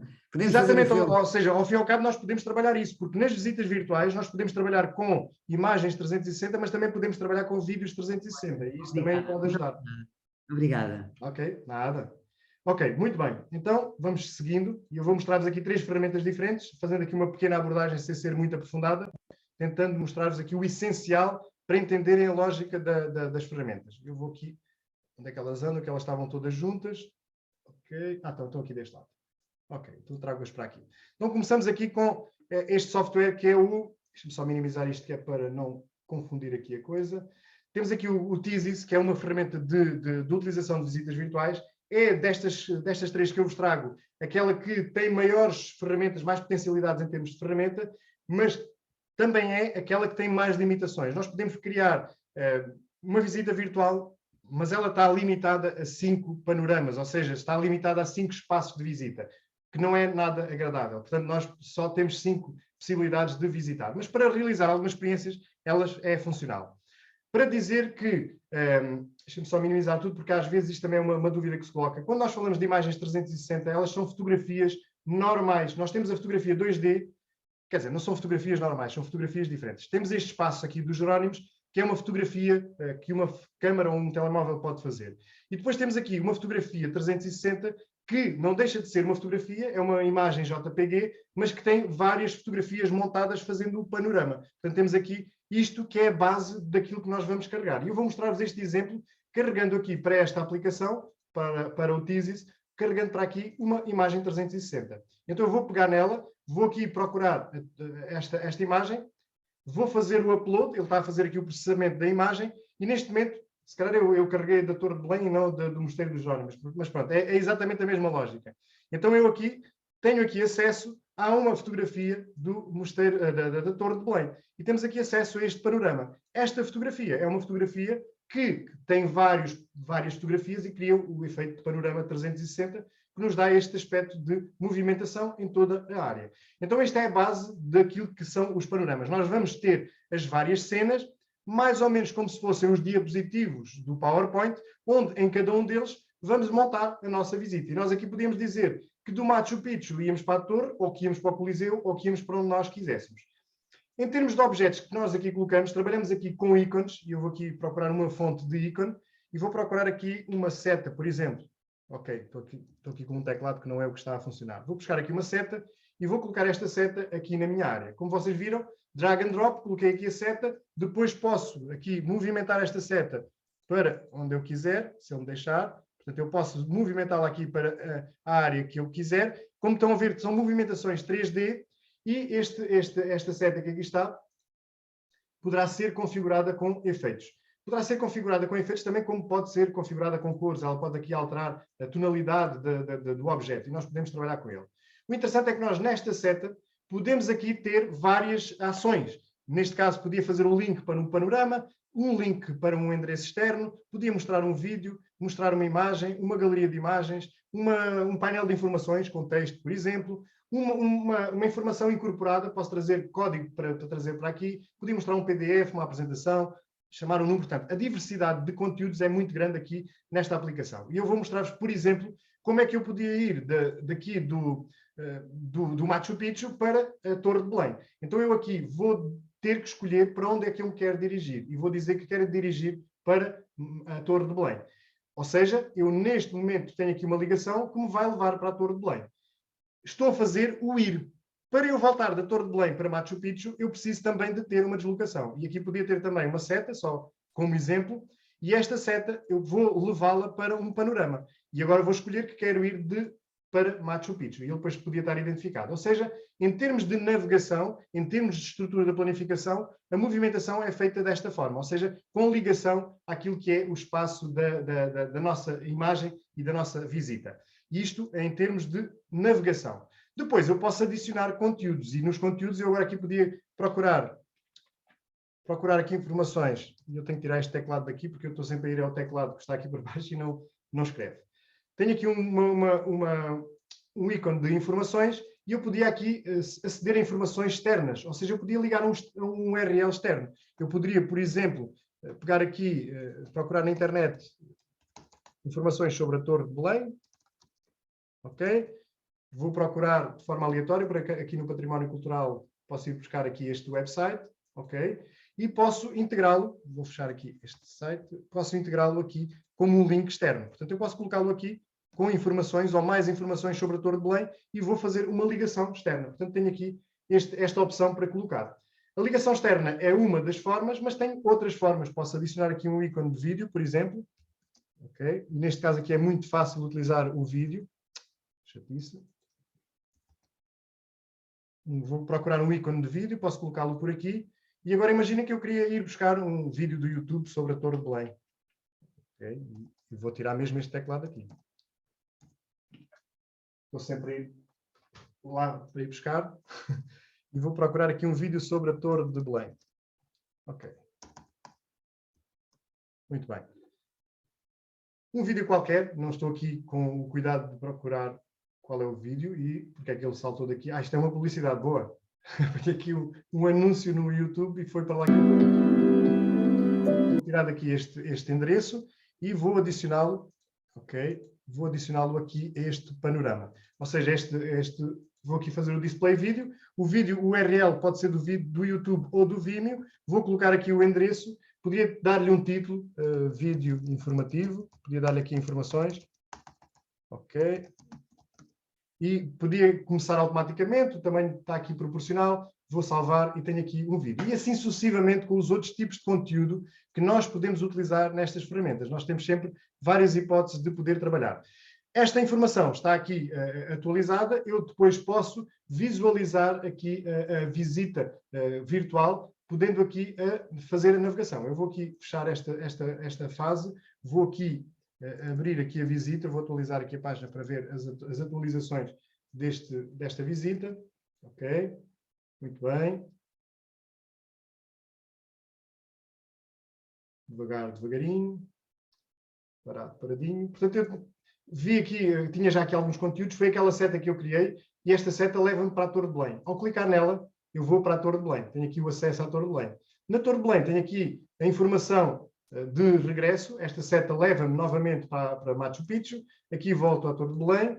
Tenho aqui as informações, era o site que eu abri, faz-me a abertura de um link externo e tenho aqui, por exemplo, o vídeo, que neste caso é um vídeo incorporado. E eu aqui posso ter acesso ao vídeo do YouTube diretamente dentro da minha imagem interativa. Portanto, olhando um pouco para estas funcionalidades, nós temos aqui muitas potencialidades para explorar as visitas virtuais desta forma que aqui vos estou a mostrar. Portanto, o Teasys funciona muito dentro desta lógica e é assim que nós criamos as nossas visitas fazendo a navegação.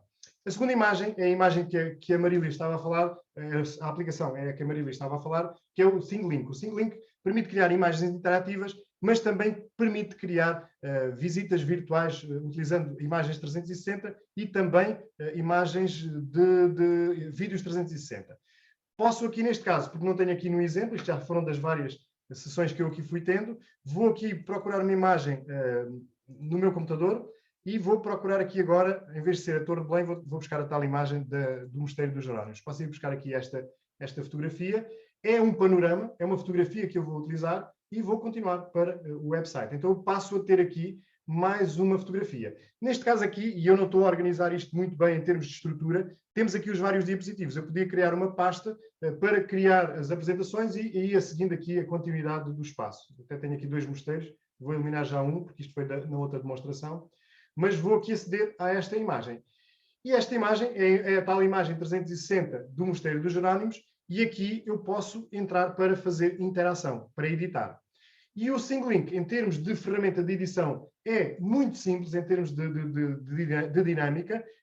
Para quem já conhece o ThingLink sabe que os botões são só estes, portanto temos 3 botões na fase inicial, temos 4 botões principais quando estamos a trabalhar, são os conteúdos que nós temos. Temos aqui a etiqueta, que é uma das ferramentas, eu aqui posso colocar uma etiqueta aqui com mais para mais informações, por exemplo, ela está aqui, vou escolher aqui o preto, vou colocá-la aqui na zona do mosteiro e vou dizer aqui, este é o mosteiro. Ou seja, é uma etiqueta só para identificar. E ela pode ser utilizada como nós quisermos. Jerónimos, ok. Ok, muito bem. Então temos aqui uma etiqueta. Quando eu passo lá com o rato, ela mostra-me que aquilo é o Mosteiro dos Jerónimos. Portanto, temos essa ferramenta. Temos uma segunda ferramenta, que é a ferramenta de texto e imagem. E esta ferramenta poderá ter aqui um título. Ora, Mosteiro dos Jerónimos. Ok. Poderá ter uma descrição, e daqui da descrição eu vou procurar aqui uma informação rápida para ir buscar aqui um conteúdo, só para ir procurar a informação que coloco ali em texto. Ok. Tão rápido. O computador está a soprar por todo lado, desde de manhã que está aqui em alta velocidade. Ok, posso colocar aqui esta descrição em texto, colo aqui a informação. Para além desta informação, eu posso adicionar aqui um botão, por exemplo, visitar site oficial, por exemplo. Eu podia colocar aqui esta opção. Tenho aqui o botão está mal aqui. Eu aqui vou copiar, que é o texto do site, e aqui é que vou copiar esta opção, que é o link, que eu vou colocar aqui nesta área. Aqui é o URL, aqui é o endereço e eu vou ter o botão que vai aparecer. Para além disso, posso aqui carregar imagens. Por exemplo, podia colocar aqui esta imagem do exterior e vou procurar aqui mais uma, por exemplo, no interior. Tenho aqui duas imagens que me formam uma pequena galeria aqui neste espaço. Portanto, eu posso aqui colocar. Poderia também colocar vídeos, mas os vídeos aqui no SingLink funcionam, os vídeos nesta forma de colocar conteúdos, eles funcionam só até um máximo de 25 megas. Pequenos vídeos, portanto, nem sempre poderão ser úteis colocar aqui nesta galeria. Tem aqui uma coisa muito interessante que é a utilização de áudio. Eu podia ter a narração deste texto que aqui está, ou, na eventualidade de nós estarmos a trabalhar com alunos, de ser aqui a narração feita pelos alunos num determinado texto. Isto depois, explorando com criatividade aquilo que são as potencialidades, poderá ter mãos para aquilo que vocês entenderem. Vou aqui, por exemplo, tenho acesso ao meu microfone, por acaso eu já dei permissão, já estou a gravar. O Real Mosteiro de Santa Maria de Belém, designado por momento como Mosteiro dos Jerónimos, por ter sido destinado à Ordem de São Jerónimo, é uma obra-prima da arquitetura portuguesa. Portanto, eu estou aqui a fazer a leitura e estou a gravar. Ok, vou fechar o meu microfone, por acaso eu já dei permissão, já estou a gravar. O Real Mosteiro de Santa Maria de Belém. Ou seja, eu aqui posso fazer a narração dos espaços que aqui estão. Também poderia fazer o upload de um áudio, ir procurar uma gravação que poderia estar aqui e que era... O Mosteiro dos Jerónimos é uma obra-prima da arquitetura. Ok, então aqui posso trabalhar com um fecheiro já gravado. Então posso fazer das duas formas. Poderia também ser uma música que eu aqui colocava e que acompanhava aquilo que eu estou aqui a fazer. Portanto, deixa-me só ver se eu acho que tinha para aqui uma música. Ok. Portanto, eu posso juntar áudio também a este espaço. O SingLink, nos últimos tempos, criou aqui formas diferentes de mostrar conteúdo. A base é esta que aqui estamos a mostrar, mas podemos ter outras formas, como esta que aqui está. Esta não permite várias imagens, mas são formas diferentes de mostrar o conteúdo. Portanto, temos aqui quase como se fosse uma apresentação do diapositivo com um layout diferente e que nós podemos utilizar. Portanto, temos aqui esta possibilidade muito interessante de poder trabalhar. Ok, ficou com o mesmo ícone. Eu posso sempre mudar os ícones específicos para cada uma das áreas que eu quero colocar e posso colocá-los onde eu quiser. Portanto, temos aqui essa opção. A terceira opção é aquela que é mais interessante e é aquela que nos permite, por exemplo, adicionar conteúdos externos. E eu vou colocar aqui, isto aqui é de Roma, mas não interessa, vou adicionar um website. Ok, Ctrl V e vou adicionar o website. Reparem o que é que acontece ao clicar, acho que é nesta informação aqui, que eu já mudo o ícone, vou ter o jornal aberto dentro do meu espaço. Portanto, eu passo a ter um website dentro do espaço como eu estou aqui a visualizar. Portanto, tenho acesso aqui ao jornal no interior. E quem diz o jornal diz, por exemplo, eu vou aqui abrir o blog Educatec, dá para ser um qualquer website onde nós colocamos essa informação. Portanto, nós podemos, através do SingLink, introduzir diretamente no interior da apresentação alguns websites. Isto agora, claro está, a vossa cabeça agora a funcionar, dá para tudo e mais alguma coisa. E eu tinha aqui, que se calhar já não tenho, deixa-me só ver, este também não é, aqui também não é, onde é que eles andam? É este aqui, pronto, não está cá. Pronto, eu tenho aqui o jogo, é este aqui. Tenho aqui um jogo, por exemplo, do EducaPlay, que na sua partilha tem aqui um código de incorporação. São muitas as plataformas que têm código HTML para incorporação. Isto são funcionalidades que existem em vários sites, em várias plataformas. E eu posso integrar, mas não é isto, não copiei, copy. Vou integrar aqui código HTML, ou seja, para além de ser um endereço, pode ser também um código HTML que incorpora, nomeadamente aqui, esta opção. Portanto, eu no meio da minha visita posso ter também aqui um jogo. E posso ter um formulário, posso ter um site, e posso ter um vídeo do YouTube, e posso ter aquilo que eu quiser em termos de visita. Em termos de flexibilidade, em termos de interação, esta ferramenta é muito interessante. Vou aqui, a live de hoje, que era as ferramentas para criar um website. Eu posso chegar aqui, colocar aqui uma nova tag, adicionar o conteúdo, colocar o vídeo do YouTube, mudar aqui o ícone para um ícone de vídeo, ok? E faço o done. Então passo a ter aqui uma zona onde estou a visualizar. Quando eu abro a visualização, tenho acesso à visita e tenho acesso a todos os conteúdos. e eles vão aparecer na visita. Naturalmente não vão aparecer com isto que aqui está. Isto aqui há de sair da zona de visão na parte de visualização, mas dá para pré-visualizar aquilo que é a nossa visita. Falta-nos aqui colocar a opção do Create a Tour, que é para mudar de cena. E aqui eu podia dizer, por exemplo, que vou do mosteiro para o templo de Diana em Évora. Por exemplo, podia ter aqui um texto a indicar, a identificar, ok? E aqui iria criar o meu percurso. Portanto, temos aqui uma seta, eu posso aqui navegar. Vou fazer aqui o done, depois existe mais uma outra ferramenta que pode ser visualizada, mas vamos só aqui ter atenção aqui a esta parte, que é visualização de full screen, ecrã completo com a integração. Tenho aqui o vídeo que vai aparecer diretamente na minha apresentação. Tenho aqui a navegação. Vou para o Templo de Diana. Naturalmente, do Templo de Diana eu não tenho nenhuma ligação para o Mosteiro dos Jerónimos. Então eu teria que editar esta imagem com a ligação ao outro espaço. E é isto, o SingLink, é isto que nós podemos fazer com esta ferramenta, e é uma ferramenta também muito interessante do ponto de vista da criação de visitas. Muitas potencialidades, algumas limitações. Na versão de educação que nós podemos criar como professores, temos acesso a todas as funcionalidades que estão limitadas ao número de visualizações anuais na ferramenta. Portanto, temos essa limitação que ali está. Naturalmente que nesta, como noutras ferramentas, e como já tem sido trabalhado em muitas áreas, é muito importante que se possam fazer assinaturas ao nível do agrupamento ou ao nível da escola, ao nível das bibliotecas. A Rede de Bibliotecas Escolares, por exemplo, já está a financiar nos seus projetos rúbricas para a aquisição de software, e por isso mesmo é sempre importante que, se houver ferramentas que são interessantes do ponto de vista do trabalho ao nível digital dos agrupamentos, de criar a compra de uma determinada licença. Pronto, e para terminar, eu vou mostrar-vos aqui uma ferramenta que é diferente, é uma ferramenta que está na sua versão beta, totalmente aberta, sem qualquer limitação.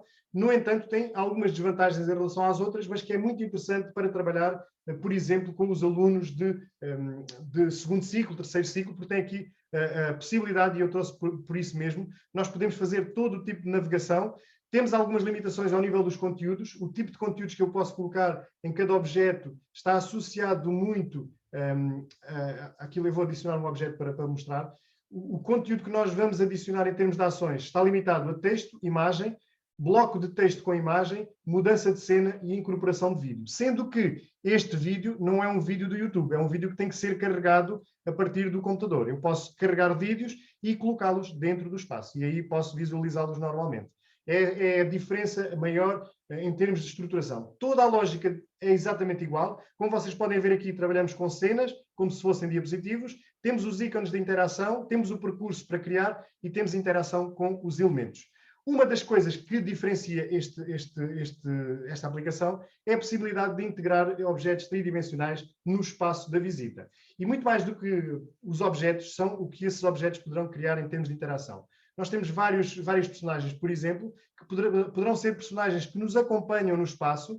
Estas personagens têm configuração tridimensional, nós podemos afastar, aproximar, rodar em termos de três dimensões, podemos fazer essa rotação aqui no espaço, mas o interessante não é isto, porque isto é habitual nas ferramentas de 360, é que nós temos aqui uma personagem que ela é interativa e animada.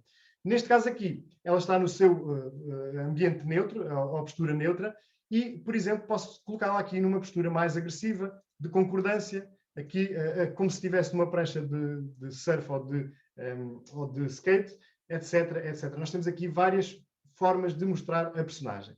E, para além disso, também podemos adicionar nas personagens ações. E dentro destas ações podemos ter, por exemplo, um texto onde, por exemplo, a rapariga, olá, sou a Ana, e vou acompanhar-te nesta visita. Ok, então eu poderia ter aqui um guia da visita, que era a Ana, e ela aqui poderia ir aparecendo em vários espaços onde nos ia dando algumas indicações. E podiam ser informações sobre o espaço, sobre o que ali está, podiam ser pistas para descobrir dentro do espaço, e tem aqui uma vantagem que é a integração do som. Neste caso aqui, não funciona com gravação direta, funciona com o upload de ficheiros de áudio. Então, nós podemos gravar ficheiros externamente e trazê-los para este espaço que aqui está. E então aqui temos um exemplo de uma gravação, que já não sei o que é. Ele já está a ser utilizado. E aqui eu vou fazer a gravação de uma... Pronto, está aqui um MP3 que traz um som e que poderia ser associado. Naturalmente que este som poderia estar associado à ligação a uma criança, um jovem, na leitura, na utilização da língua estrangeira, etc, etc. Neste, tal como nos outros, nós trabalhamos com cenas e estas cenas são carregadas a partir de imagens 2D ou imagens 360. Guarda a base de imagens que nós temos e podemos carregar outras imagens 360 a partir do computador. E aqui funciona sempre a partir de imagens, neste caso aqui ia procurar aqui uma imagem do padrão dos descobrimentos, e ela ia ser transportada para a minha aplicação para trabalhar neste espaço e passava a ter mais uma cena e depois teria que criar hiperligações, ligações desta cena com as restantes cenas que aqui estão. Estas cenas podem ter nomes diferentes, nós podemos alterar aqui o nome da cena, podemos adicionar sons de fundo enquanto esta cena está a decorrer, etc, etc, etc. Portanto, podemos fazer aqui uma série de configurações muito interessantes. E, fazendo aqui uma pausa para voltar aqui a dar um pouco de água à garganta, creio que ficou aqui mais ou menos claro aqui qual é a lógica de funcionamento destas ferramentas. E é muito igual, muito semelhante em todas estas aplicações. E naturalmente que isto aqui é muito interessante do ponto de vista educativo, principalmente. Eu não sei se está aqui alguém que não é da área da educação. Hoje de tarde, ontem de tarde estava uma guia turística que também participou e que também tinha interesse em conhecer esta tecnologia. Aqui acho que são quase todos ou todos professores, penso eu. Dizer-vos que, se vocês forem ao meu blog, eu tenho lá um e-book que criei sobre este tema das visitas virtuais. É um complemento um pouco a este webinar e há de ser o ponto de partida para eu depois ter o webinar gravado para consultar, que é criar uma visita virtual em 4 passos. E nesse e-book eu faço lá, apresento lá alguns exemplos de câmaras 360 que podem ser interessantes a adquirir, diferentes tipos de câmaras, e também o software que aqui colocamos e o software para utilizar com os smartphones, por exemplo, que vocês também podem ter lá esse acesso. E isso está tudo naquele e-book que vocês podem utilizar e que está lá no meu blog. Ok? Alguma questão em relação ao software? Àquilo que eu aqui apresentei? Carmen, estás-te a rir. É só uma pena o Twinkling não ser grátis. É verdade, Undina. Mas por acaso eu ainda não tenho a versão gratuita e eu explico porquê. Porque ainda não senti essa necessidade, porque eu fui um dos primeiros a registar-me, provavelmente por aqui, por Portugal, e tenho uma conta Educação Pro, ou seja, eu tenho 100 mil visualizações, não tenho 1000 visualizações, tenho 100 mil. Portanto, eu não tenho limitações praticamente naquela ferramenta, o que é ótimo, porque estou a utilizar todas as potencialidades. Mas eu sei que, neste momento, quando se faz o registro enquanto professor, é um registro mais limitado em termos de visualizações. É super antigo, mas super antigo, foi quando apareceu, e eu só tenho hipótese 10. Ah, é?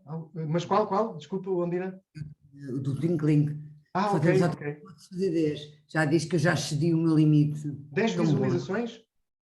Não. 10 conteúdos. 10 conteúdos, ok. Pois, naturalmente, esta ferramenta é muito interessante. Esta ferramenta é daquelas que, se as escolas pudessem adquirir, era excelente, porque é multifacetada, multidisciplinar, muito versátil e que permite fazer aqui muita coisa. À semelhança também do Padlet, também é daquelas ferramentas que pode ser muito rentabilizada, mas é um pouco por aí, Ondina. Acho que é muito nesse sentido. Eu não sou radicalista do ponto de vista da utilização por parte dos alunos destas ferramentas. Eu sei que há algumas pessoas que são muito radicais em relação à experimentação. O que eu quase sempre, e aqui aproveito para tocar nesse ponto que não tinha tocado até agora, sempre que se fazem experiências com alunos, tendencialmente ou preferencialmente devem ser feitas com o e-mail institucional. E há muitos agrupamentos que já partiram para esta criação de e-mails.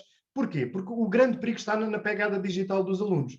E se nós temos os alunos a criar contas nestas ferramentas, vão ser marcados no seu e-mail pessoal e vão persegui-los ao longo do tempo no digital. Naturalmente que esta perseguição é uma perseguição de marketing, ou seja, provavelmente nem todos vão ser clientes do SingLink ou de outra ferramenta qualquer, mas na vida profissional pode fazer falta aquela ferramenta e ele está lá registado.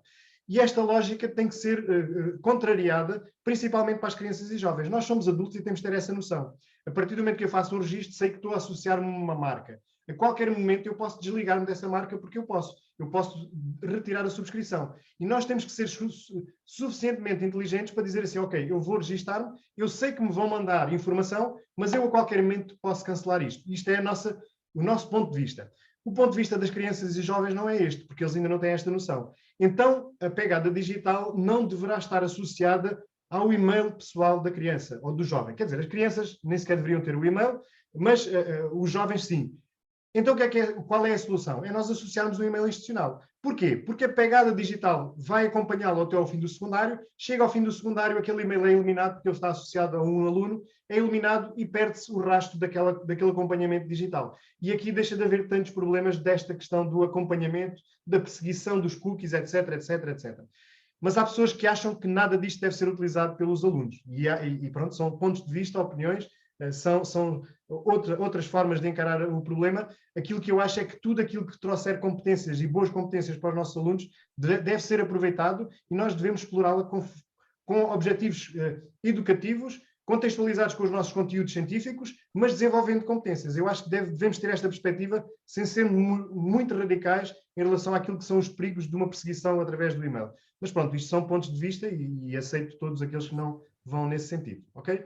Não havendo perguntas, eu parto para a parte mais final, para concluirmos, e depois temos um momento para aqui estas aplicações, para ver se ainda apanho aqui alguns à apresentação. Ok, aqui não. Está aqui, ok. Muito bem, e já estão a ver aqui qual é a opção, porque eu gosto de tocar sempre neste ponto, os que estão comigo na academia já sabem que eu trabalho sempre muito com esta área, porque aqui há uma problemática que está associada sempre àquilo que é o que nós fazemos, que é tempo para aprender. Pronto, isto é aquilo que se coloca em relação a estas ferramentas. E é verdade, porque nós temos que rentabilizar da melhor forma o nosso tempo. Sem ser nada relacionado com gestão de tempo, algum curso de desenvolvimento pessoal, não é nada disso, mas há questões que nós temos que tocar o dedo na ferida e saber se efetivamente nós estamos a ser produtivos ou se andamos ocupados. Porque muitas vezes temos a sensação que estamos a fazer muito, mas se calhar estamos ocupados, não estamos a produzir. E isto acontece muito na educação. Pessoas que estão muito cansadas, muitas vezes parece que estão a fazer muita coisa, mas se calhar não estão a ser produtivos. E aprender a ser produtivo é algo muito importante para que nós possamos ter mais tempo. Então, esta questão da agenda e do plano organizado de tarefas é fundamental. Por muito que nós achemos que na escola não podemos fazer isto, nós podemos fazer isto, nós podemos controlar o nosso horário e nós podemos guardar tempos para aquilo que nós quisermos, desde que sejamos organizados, independentemente de haver momentos em que possamos estar mais ocupados do que noutras alturas. Mas esta agenda pode nos ajudar a sermos mais produtivos e a deixarmos de ser tão multitarefa e de estarmos mais focados em cada uma das tarefas. Outra questão é procrastinarmos menos, porque as pessoas acham que não procrastinam. Eu garanto-vos que sou um profissional procrastinador. Eu estou sempre a encontrar outras alternativas para fazer coisas que não são aquilo que eu deveria fazer. E nós fazemos isto em várias áreas, saltitando entre janelas, saltitando entre tarefas, saltitando nas aplicações, indo ao WhatsApp, vendo o Facebook, vendo o Instagram, vendo uma série de coisas, sendo interrompido por outros colegas, nós acabamos por encontrar soluções muito rápidas para procrastinar. Procrastinar é não fazer aquilo que devíamos fazer. E esta procrastinação rouba-nos muito tempo e por isso mesmo nós devemos lutar contra ela. Depois há a questão das prioridades. O que é que efetivamente é prioridade para nós? E é aqui que nós podemos aprender a gerir melhor o tempo para podermos aprender, fazer e ter mais tempo para nós utilizando esta definição de prioridades. Isto é muito, muito importante. Outra questão que é muito importante é o plano de necessidades de formação. E falo da parte das necessidades de formação ao nível das competências digitais, porque eu vejo muita gente, e há alguns que me acompanham aqui há algum tempo, vão acompanhando várias das ferramentas que eu vou aqui apresentando. Em nenhum momento eu disse que todos têm que utilizar todas as ferramentas, há várias alternativas e estas ferramentas são interessantes para serem utilizadas em determinados contextos. E há muitas pessoas que vão tentando conhecer todas. O que eu já vou notando em termos de perfil e em termos de padrão é que há pessoas que vão a todas e vão a todas tentando descobrir alguma coisa. O que eu fui descobrindo com algumas pessoas, principalmente aquelas que acompanho mais de próximo na academia, é que as pessoas aprendem muitas ferramentas sem olhar à categoria de ferramenta. E o que é isto da categoria de ferramenta? Eu preciso de vários tipos de aplicações. Preciso de aplicações para a apresentação, para criar folhas de cálculo, para criar vídeos, para criar apresentações interativas como esta que eu aqui estive a criar, para criar mapas mentais. Preciso de vários tipos de aplicação. E dependendo das áreas disciplinares, nós necessitamos de aplicações muito específicas. Mas este levantamento de categorias é muito importante, porque depois o que vamos encontrar é pessoas que aprendem muitas aplicações e vai saber, são 10 aplicações que aprenderam que são para criar apresentações. porque é que nós precisamos de 10 ferramentas para criar apresentações? Não é necessário. Então, o tempo que gastámos em 6 ou 7 daquelas, podíamos estar a fazer formação, a aprender outro tipo de aplicações que, para mim, fazem mais falta. E é isto que faz falta a muitas pessoas. Esta organização de categorias daquilo que faz efetivamente falta, algumas pessoas não o têm. Por isso andam muito perdidas à procura de formação. Na minha formação, na capacitação digital, eu trabalho muito isto com os colegas, porque é importante que as pessoas tenham a noção do que precisam. E a partir do momento que nós conhecemos o DISCOMPEDU, o referencial das competências digitais, nós conseguimos perceber que existem várias áreas onde as competências digitais estão associadas à nossa área profissional. E eu garanto-vos, eu não sou um professor de nível 3, porque para ser professor de nível 3, eu teria que ser de nível líder e inovador em todas as áreas do referencial. Ou seja, na área do envolvimento profissional, na área do ensino-aprendizagem, na área da avaliação, na área da capacitação digital dos aprendentes. Em todas as áreas do referencial, eu tinha que ser líder e inovador. E há áreas em que eu não sou líder nem inovador. Até porque, se calhar, não preciso de ser líder nem inovador porque não quero. E por isso mesmo é importante nós percebermos que há pessoas que estão mal situadas em termos de referencial, há outras que estão bem situadas, há outras que deviam estar mais acima. Então, a grande maioria estará ali no nível 2, que é o nível da integração e da especialidade, ou seja, especialistas em ferramentas e integração de ferramentas no processo de ensino-aprendizagem. E nem sempre isso acontece. E em áreas de avaliação, muito menos, em áreas de envolvimento profissional também não, e há aqui muitas áreas em que isto não acontece. Mas com eles eu trabalho esta parte das aplicações, porque muitas vezes parece que as competências digitais se resumem às aplicações, e não são. Há categorias de aplicações que são necessárias, há outras que não, e por isso é que as metodologias são muito mais importantes do que as ferramentas, e por isso é muito importante. Foi no âmbito dessa formação que eu criei um documento, eu depois partilho amanhã convosco, que é um documento que eu selecionei várias categorias e associei a essas várias categorias várias ferramentas. E a partir dali podem começar a perceber em que áreas é que se movimentam e em que áreas é que precisam de mais informação. Uma das versões é editável, está feita no Canva, e que vocês podem utilizar para criar a vossa lista de ferramentas, daquelas que já sabem, daquelas que têm que aprender. Isto depois é editável e vocês fazem o que entenderem. Isto vai depois amanhã por e-mail. Mas é importante aqui também perceber que nós podemos aprender de duas formas. Sozinho, e aqui aprender sozinho utilizando os vários tutoriais das ferramentas, utilizando vídeos do YouTube, utilizando várias ferramentas que estão disponíveis, e isto normalmente demora mais tempo, porque vai haver pequenos pormenores, vários obstáculos que nos vão levar algum tempo para que nós possamos resolver. E às vezes há coisas mínimas que nos gastam horas e horas e horas para poder resolver. E afinal era só uma pequena coisa. E aprender sozinho tem esse problema que é, vamos demorar mais tempo. A outra forma é aprender acompanhado, utilizando alguém que conhece a ferramenta, que já passou pelos obstáculos e quando apresenta, mostra tudo aquilo que é necessário para aprender. E isto, normalmente, que é uma ferramenta mais rápida.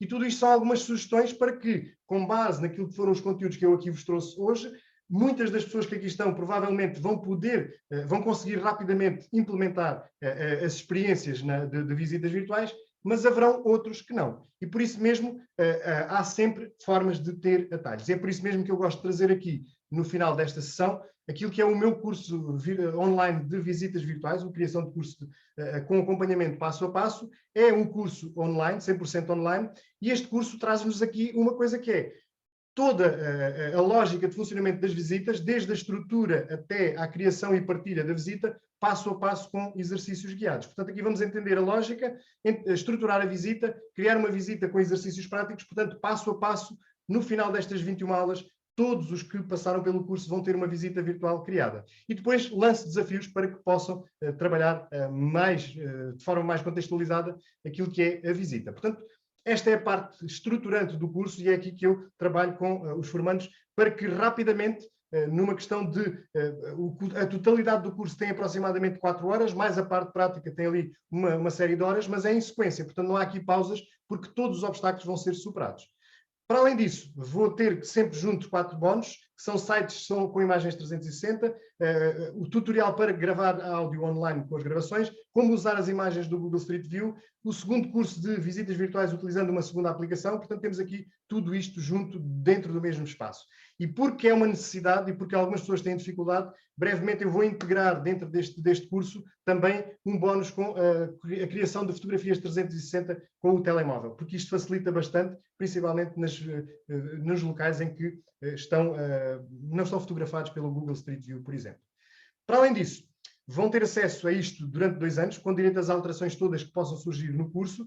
Isto quer dizer que, a qualquer momento, sem qualquer tipo de pressão, podem fazer o curso sem qualquer tipo de burocracia, seja aquilo que for. Eu vou dando apoio e feedback sempre àquilo que são as questões e dúvidas colocadas dentro do espaço. No final tem um certificado de participação, que não é acreditado, é um certificado de participação que pode ser utilizado ao nível da formação autónoma, aprendizagens autónomas e participação em eventos na área da tecnologia, por exemplo, com a minha certificação lá colocada como formador. As melhores visitas irão ser publicadas no meu blog e ao longo do tempo eu vou criando uma base de visitas criadas pelas pessoas que passam por aqui. Neste momento já são perto de 100 pessoas que estão neste curso e este curso está no meu blog à venda por 27€, ou seja, quem for ao meu blog e quiser adquirir, pode adquiri-lo por este valor. Nestes webinars, nesta série de webinars, eu estou a fazer a venda do curso pelo valor de 19€. Portanto, é este o valor do investimento naquilo que poderá ser a evolução para a criação de uma visita virtual. Isto, para além disso, e para todos aqueles que estiverem interessados, ainda vão ter 1 hora de mentoria por semana durante 4 semanas neste mês de fevereiro. Isto será uma mentoria de grupo, onde as pessoas vão fazendo o percurso na visita e vão tendo dúvidas e vão colocando dúvidas e as pessoas vão esclarecendo dúvidas. E, portanto, é um bónus de lançamento, ou seja, no dia em que é feito o webinar, para que as pessoas possam ter acesso a esta informação. E isto pelo valor de 19€.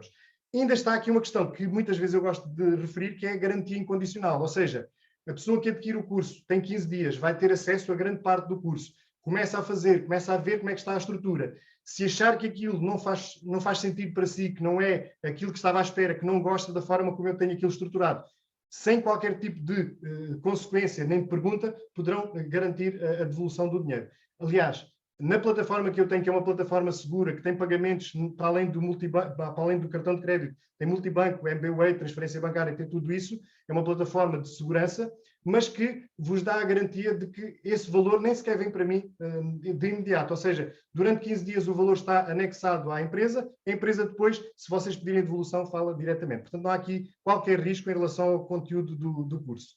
E o valor é de 19€. Aquilo que eu gosto de perguntar é quanto é que custa a tua hora, porque há pessoas que dizem, isso é muito caro, isso devia ser gratuito, e eu entro dentro de uma lógica muito diferente e gosto de trabalhar com esta lógica diferente porque eu acredito nela. Nós devemos valorizar-nos, há coisas que nós devemos disponibilizar em termos de percurso de forma total e que apoie as pessoas, dentro daquilo que é um custo justo, e este acho que é um custo justo. Portanto, se vocês acham que ganham 10€ a hora, provavelmente têm aqui 2 horas de serviço. Se a vossa hora for mais cara, provavelmente, se gastarem 2 horas a bater num obstáculo, provavelmente já está pago este investimento de um curso que é relativamente muito barato, comparativamente com aquilo que é o que eu ofereço em termos de conteúdo.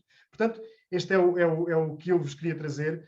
Se quiserem, façam a inscrição, eu vou deixar-vos o link e estão naturalmente à vontade para colocar alguma questão, se acharem que é necessário colocar esta questão. Mas eu gosto de apresentar porque aquilo que vai sendo muito habitual junto das pessoas que vão fazendo, e estou-vos a dizer que já são quase, ou perto de 100, ou já são mais do que 100 as pessoas que estão a frequentar, é que ao fim e ao cabo acabam por ter uma mais-valia neste percurso, porque estão ali a ser auxiliados e vão fazendo tranquilamente, passo a passo, tudo aquilo que estão para fazer. Há muitas pessoas que esbarram num problema e para passar desse problema para a frente, naturalmente que demoram muito tempo. E às vezes desistem e acabam por pequenos pormenores não avançar, e isto é muito natural. Portanto, fica esta sugestão, é naturalmente apenas uma sugestão. Agradeço a vossa participação e estou aberto e disponível para responder a alguma pergunta que queiram colocar.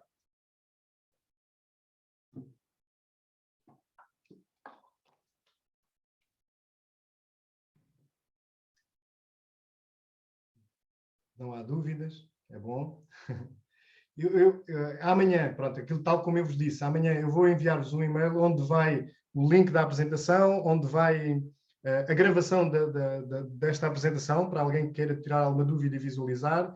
Vai também aquele documento que eu vos disse das categorias, que eu acho que é muito interessante e que vocês podem ter acesso, e que, de alguma forma, poderá ajudar-vos a melhorar um pouco esta lógica do digital e das ferramentas. A Menis, ok. Menis, acho que é Mena, será Menis, pronto.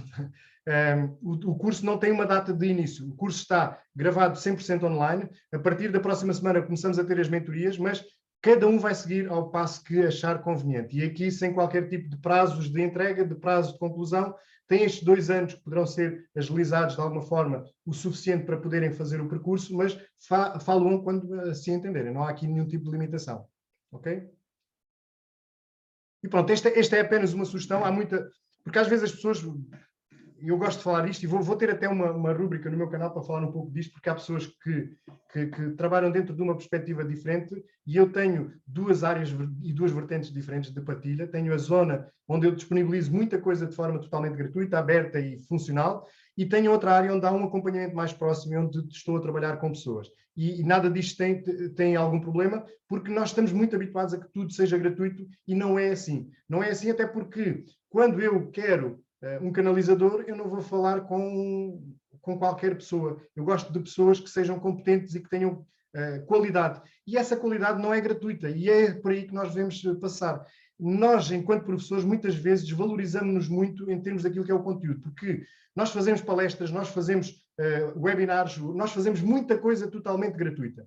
Há muitas áreas profissionais. Se alguém vos pedir, olha, vem cá aqui à escola para fazer uma palestra, 500 euros. Um dia para 500 euros. Portanto, não há gratuitidade. Nós é que estamos muito habituados a ser gratuitos e a funcionar gratuitamente. Temos aqui uma mentalidade de escassez na nossa área profissional que não nos valorizamos muito no sentido daquilo que é o nosso domínio do conhecimento e das nossas competências que nós temos. E isto tem que se valorizar. E é só assim que nós podemos subir, pelo menos no meu ponto de vista, e é aquilo que eu estou a fazer. E por isso tem alguns produtos, uns mais caros, outros mais baratos, mas que... Eu tenho a certeza que naquilo que eu entrego, naquilo que eu ofereço em termos de conteúdo, vai muito para além daquilo que é o valor do investimento. Isso eu não tenho dúvidas nenhumas, porque as pessoas acabam por ganhar tempo, ok? Muito bem. Não havendo nenhuma questão, eu liberto quem quiser ir saindo, quem quiser ir ficando também para colocar mais alguma questão ou algum pormenor, podemos ir conversando e fica assim aqui concluído este webinar.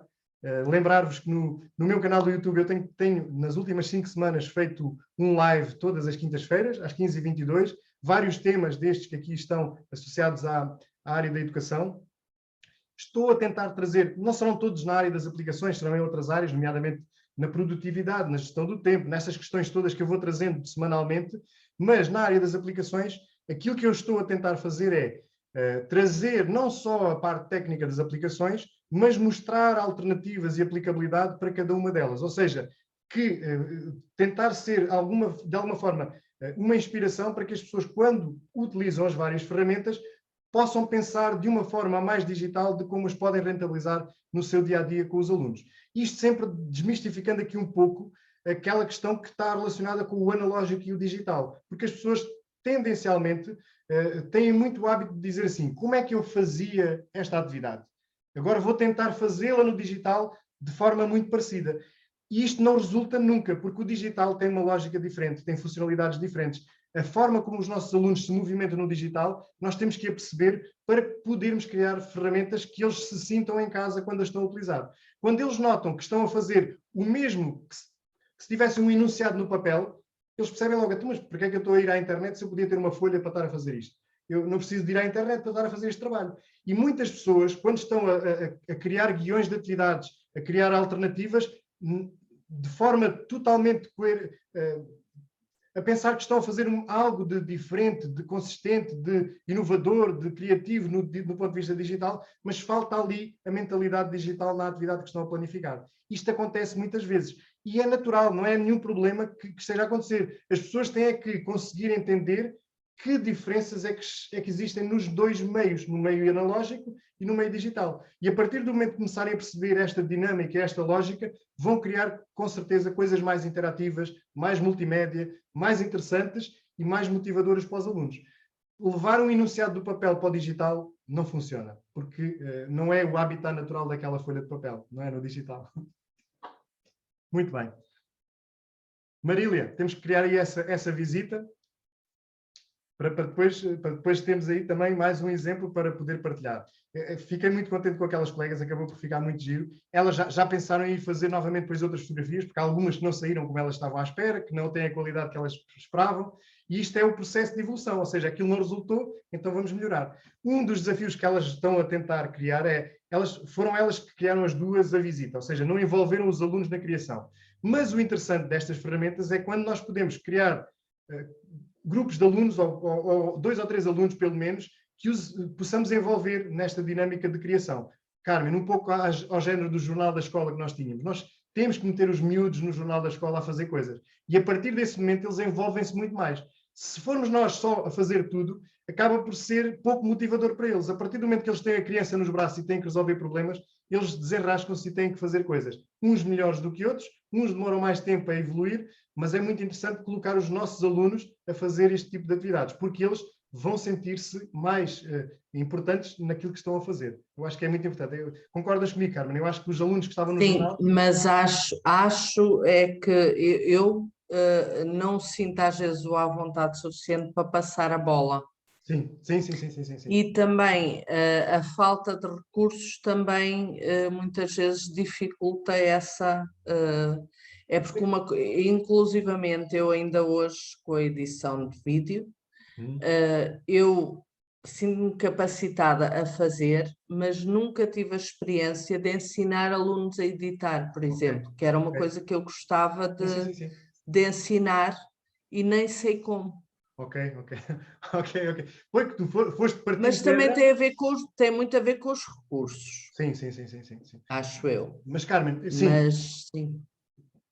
Muitas vezes nós pensamos, os recursos são importantes, é verdade, mas a partir do momento que os miúdos têm na mão um telemóvel, que é um computador autêntico, há muita coisa que eles podem fazer com aquele telemóvel. Ele pode não ser bom para ler textos ou para fazer visitas virtuais ou ver as visitas virtuais, mas para gravar vídeo, para fazer edição de vídeo, ele já é muito bom. E eles são a geração do vídeo, eles têm muitas competências, podem ter poucas noutras áreas. Na área do vídeo, eles têm algumas competências, é uma das áreas que eles exploram um pouco e acaba por ser uma forma. Agora, como é óbvio, se tiveres um computador em condições para poder trabalhar depois a forma mais aprofundada do vídeo, aí é muito importante. E não andar ali a patinar e a pastelar, como nós conhecemos alguns computadores que fazem isso, mas é importante essa parte do recurso principalmente para ser mais rápido, né? Para ser mais ágil na edição. E ali tivemos sempre esse problema que era, temos muitos vídeos para gravar, temos pouca gente para editar e acabávamos por ter editar. Exatamente. E aí o envolvimento dos alunos... Recair em nós. Exatamente. E aí é que era importante ter uma bateria de alunos que estivessem ali ativos e a fazer. Marília, levantou aí a mão, não sei se queria dizer alguma coisa. Ups, micro. Estou a ligar o micro, estava a ligar o micro. A minha perspectiva era justamente que fossem os alunos a fazer, nunca pensei ser eu a fazer. E são espaços da escola, tenho 3 turmas e eles vão escolher o espaço que eles quiserem. Pode ser a árvore onde eles se sentam para ler, qualquer coisa que lhes dê prazer. E depois, vamos supor que há 3 vídeos de biblioteca. Não é suposto, na mesma turma, haver dois grupos a trabalhar em biblioteca, mas nas 3 turmas, vamos supor que há 3 vídeos de biblioteca, aquele que considerarmos melhor será o que fica. Ok. Mas tem que ser eles mesmos a terem gosto e estão em pulgas mesmo para começar o projeto. Sim. Havendo aí essa possibilidade, até há a possibilidade da votação, da retroavaliação, de tentar perceber o que é que eles acham dos 3 vídeos, por exemplo, qual é que ele está mais elaborado. Mas isso põe num Padlet e eles votam. O mais votado é o que fica. Pronto. É assim que frequentemente fazemos as votações, as escolhas, não é? É. Ok, muito bem. Fica então à espera de terem novidades para apresentar. Sim. Muito bem. Não sei se tem mais alguma questão para colocar. Ok, Carmen, adeusinho. E tudo ok, adeusinho. Entretanto, ok. Deixa-me só parar aqui a gravação.